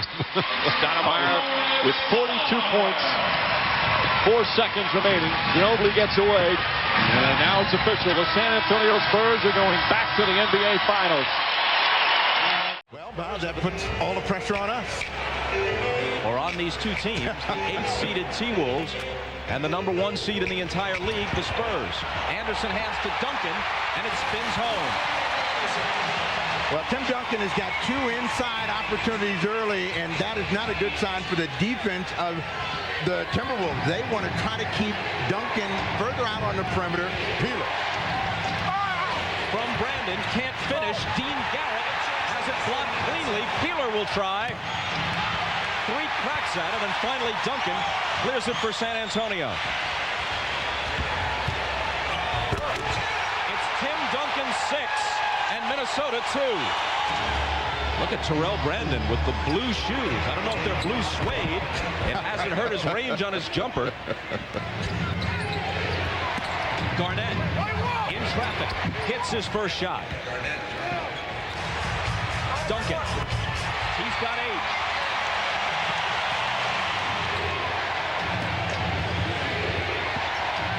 Garnett leans in on Duncan and scores.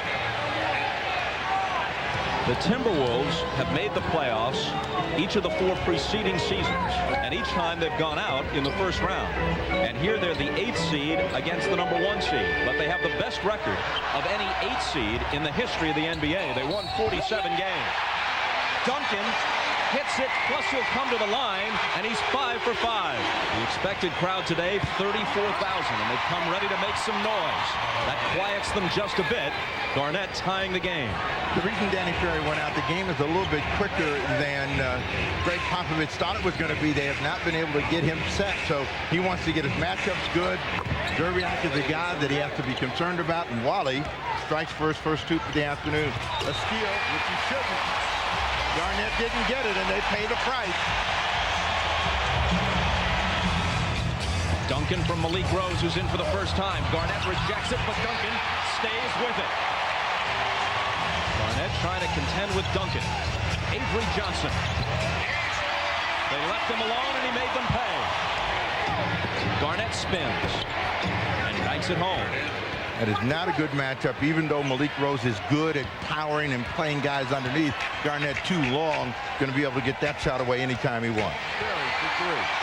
This is what he's done all season long for them. You know, the strength of Minnesota's game is outside in, so that doesn't affect them as much, but they got to be able to knock down those perimeter shots. Peeler with a 3. Garnett from 20. So that's back-to-back buckets, and that's a sign of relief for Flip Saunders. He's camped out beyond the arc for the moment. Now he's got it in the lane. What was that move? Something new. He yo-yoed it up there. Robinson screens for him. Nesterovic has Duncan now on the switch. He pops it over him and hits. Well, that was problems for Nesterovic, and you could tell by his body language he wasn't going to let him get by him, but he was willing to give that up, and Duncan is on fire. You know what that body language really said? Oh, no. Why me? They slap it away from Garnett, but there's a San Antonio foul with 1:40 to play in the half, and the Spurs up by 14. Over Garnett, Duncan scores again. An MVP candidate along with Iverson, Weber, and probably Shaq. 22 in the first half. Can Garnett answer? He can, +1. Somebody's got a technical foul here.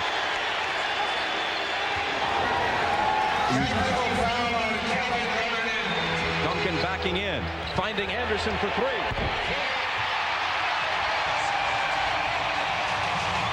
That is when they shoot the good three-pointer. It's Duncan on Garnett. Takes him to the baseline, slings it outside to Peeler. 5 seconds to shoot, and Peeler leans in and finally connects. Whenever they get in trouble, they come back to Duncan. Perfect pass from Robinson. He sealed Garnett on his hip and got it right underneath the bucket to break the run.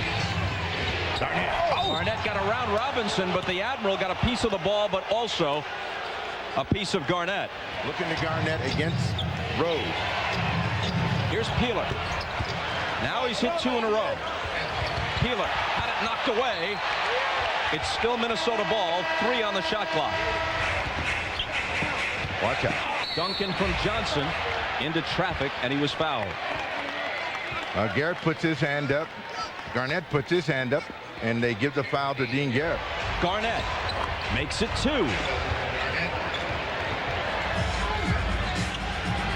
Duncan out to Avery Johnson, left alone.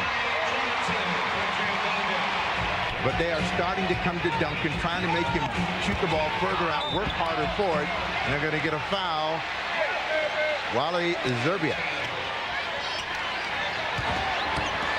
Duncan into a crowd, and then in their face. Brandon. Big rebound, Felipe Lopez. He thought he was going to be able to catch it and throw it back down. Didn't have control. Wow. Came back anyway. And came up empty. Here's Garnett. Surrounded. Scores anyway, plus the foul. 5 seconds to shoot. Duncan turns to face the hoop. 2 seconds, lets it go. And that may have sealed it. He uses the glass in that throwback style, as he so often does. Sam Mitchell missed, but somehow the ball bounced in. Garnett gets credit. Garnett got a piece of it almost inadvertently. And they're going to make him make a tough play. They don't catch it. That's going to do it. And that's it. As they have virtually every time this year, Minnesota is very competitive with San Antonio. But in the end, it's the Spurs, the #1 seed, that wins it 87-82, and they take a 1-0 lead in the best-of-5 series. How big is this game, Chris? Well, the other day, Doc Rivers showed his team the 14th round of the Thriller in Manila, the Joe Frazier Muhammad Ali fight, which was one of the great rounds in the history of boxing. He said, hey, this round is what this playoff series is about. It's going to be a tough battle from start to finish. Yeah, they each need to have their guys step up. In any playoff series, the main guys can do their part, but usually you're going to have a good production off your bench and off your other starters. And Darrell Armstrong puts it in. He's been shooting very well in this series, 56% from the field. McGrady gets inside, blocked by Campbell, but a foul. The reason for that delay, by the way, the shot clock was malfunctioning. Now they have it all set. Eldon had a clean block there, but what he did was, instead of staying up, he came down, he finished down, he followed through on the play, and picked up the foul on McGrady. Nice move from Baron Davis. Plenty of contact. What an example of his body control and strength. That explosion to the rim for a great finish. The thing about Davis and Wesley, they're not the tallest guards, but they've got so much strength as McGrady puts it in. Well, even there, McGrady catching in that mid-post, raises up over George Lynch, who he's got a few inches on, and makes the jump shot look real easy. McGrady blows past George Lynch. You know, these guys with their bad backs, you watch, they're not going to go towards the contact. They're going to try and beat the guy's baseline for the easy scores. You saw Davis try it twice, and McGrady get away with it that time down the floor. McGrady hits the jumper. His outside shot is underrated. He's really improved on that. Davis flips it up, and McGrady has Armstrong ahead. Excellent look. Well, Baron Davis is doing a good job of penetrating, but he's finding trouble finishing in the paint. Again, the shot clock winds down. Davis knocks it in. Baron Davis pulls the Hornets within 12. Here we see Davis going right down into the low post. McGlure sets the pick. Grant picks him up. He gets up nice and high on his jumper. How much time does he take to shoot that shot? The dynamic duo of Hudson and Miller off the bench. This is where Orlando's looking to, to pick up. They think they've got that advantage with Mashburn out of the lineup. They've got more scoring punch. McGrady knocks down another. Tracy McGrady now 4 of 7 from the field. He's got 13 points. Miller trying to knock it away from Nailon. Lee Nailon on the line drive. Nailon, a TCU player who led the nation in scoring. He's got that sweet, soft touch around the basket. Miller stripped by Ogden. Nice pass ahead to Davis. He has plenty of time. Oh my! What elevation and what a finish. Mike Miller can't connect. The Magic will need Mike Miller, who's still bothered by the tender ankle, but he has been very quiet in the series. I don't care if you have a tender ankle or what you have. You don't like to see Stacey Augmon guarding you in a game of this magnitude for a young player. Davis misses the free throw, and McGlure runs it down. That's a 3. Oh, Baron Davis knocks it down. Another offensive rebound right in the heart. Boy, Davis just, again, it's not like these guys are using excuses. Their backs have been really bothering them, but it doesn't look like it's having any effect at all on either one of them. He's very lively today. Puts it in again, Baron Davis. And you can see that bounce to his step right now and a little pullback on his jump shot. The confidence he has. When he's shooting his ball, he knows it's going in. An 11-point lead for Charlotte. After Orlando had led by 14. McGlure. Boy, Baron Davis doing everything for the Hornets. The other factor here is Orlando has haven't had a real low post game or presence so far.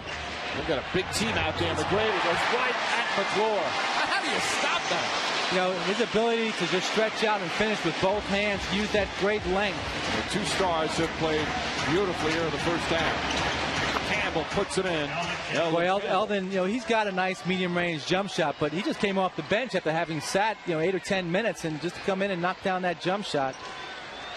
That's going to give him a little more confidence. Campbell 3 of 4 from the field. Hudson trying to get on track, throws it away.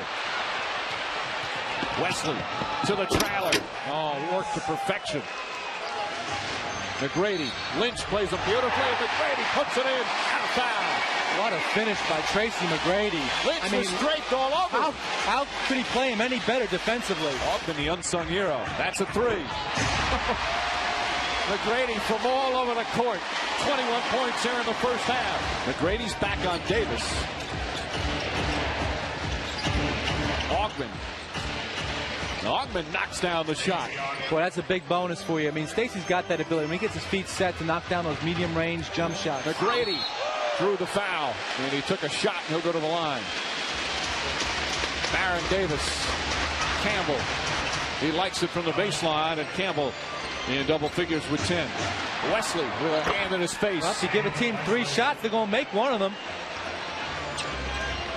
Wesley back-to-back jumpers. McGrady in transition. Blocked by Trail Everett to Goldton. Well, I'm surprised. McGrady made the contact first on the play and then tried to finish after it. Didn't get the call on the bump. McGrady drive past Lynch. Tries reverse and draws the foul. Traylor came over to help out. And 2 free throws is Robert Traylor. McGrady. That shot contested nicely by Lynch. Ball tipped. Here comes Davis. Magic have outscored the Charlotte Hornets 19-8. Davis banks it in. So after struggling early, Baron Davis with a tough shot. That's his first field goal of the 3rd quarter. This game is unbelievable. Our teams go for stretches where they seem unstoppable. It's been back and forth. There's a tough shot from Lee Nailon. Ewing to help defense. Davis, nice feed into McGlure. And a foul, Jamal McGlure. Chance for a 3-point play. That's a tough pass for Davis to get. Boy, that was a great pass. I mean, for him, he threaded the needle on that through 2 or 3 defenders. David Wesley, scoreless in the first half. Now we have a foul as McGrady went, and he got hit again in the face. We'll have timeout. McGrady knocked away, lost his balance. Davis. He cleared Garrity out like a fullback. Garrity's coming to make the play. He bumps him off, then goes up for the finish. Davis, the floater. Pretty play from Baron Davis. That was a terrific shot. Over an extended hand of Tracy McGrady with that size. Charlotte leads just over 5.5 to play in the 4th, along with Mike Dunleavy and Chris Raggy. Mike Green in game 3. Davis, oh, what a pass. See right there, the defensive help on the pick and roll didn't stay with Baron Davis long enough. They released too soon. McGrady couldn't catch up to him. Baron Davis turned the corner. The weak side had to step up, and Baron Davis made the play. McGrady knocks it down. Of course, Orlando doesn't want to hear that. They're playing without Grant Hill. That's what they always say. Yeah, well, the magic there, they went to the pick and roll with 1 and 2. McGrady on the pull-up. Tough shot, Tracy McGrady. Magic within 2. Armstrong to Grant. Fumbled it. Shot clock winding down. That's a 3. Bang! Tie game. P.J. Brown will take it here on the near sideline. Davis at the buzzer. No, yes, no, it's waved off. Bernie Fryer says no, it will not count. He was waving immediately. It was so close. My goodness. Bernie Fryer says no. And we're going to overtime for the second straight game. Now, he gets it off. He gets it off according to the clock there. The key, the officials on this play go by the buzzer. That shot was off in plenty of time. I mean, there's time on the clock. There's no question about that. From that standpoint, the replay shows it. Fryer right away waved it off. As the ball was in the air, he was waving it off. Now, that's listen for the clock. The sound of the buzzer.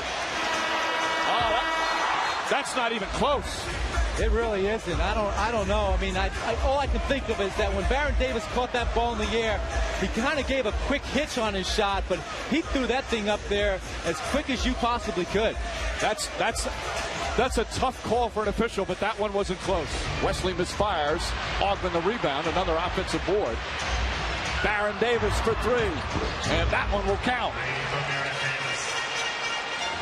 McGrady. Augman stays with him. Garrity spotting up. Doesn't move. Still a 3. Puts it in. At Garrity. Big shot.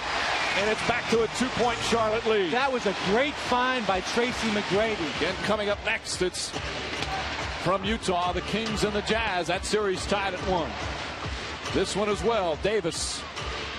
P.J. Brown puts it in again. P.J. Brown. How many times has he knocked down that shot today? I know 2 or 3 times in the fourth quarter alone. Shot clock winding down. Davis for 3. Knocks it in. Baron Davis from downtown. And it's a 9-point game. 32 points for Baron Davis. A triple-double. And the Hornets on the verge of taking a 2-1 lead in this best-of-5 series. A terrific road win for the Charlotte Hornets. They've done it on the road all season. One of the best road teams in the NBA. And they now take a 2-1 lead in this best-of-5 series. Second straight overtime game between these two clubs. As Baron Davis fittingly dribbles it out after his triple-double. 33 points, 10 assists, and 14 rebounds.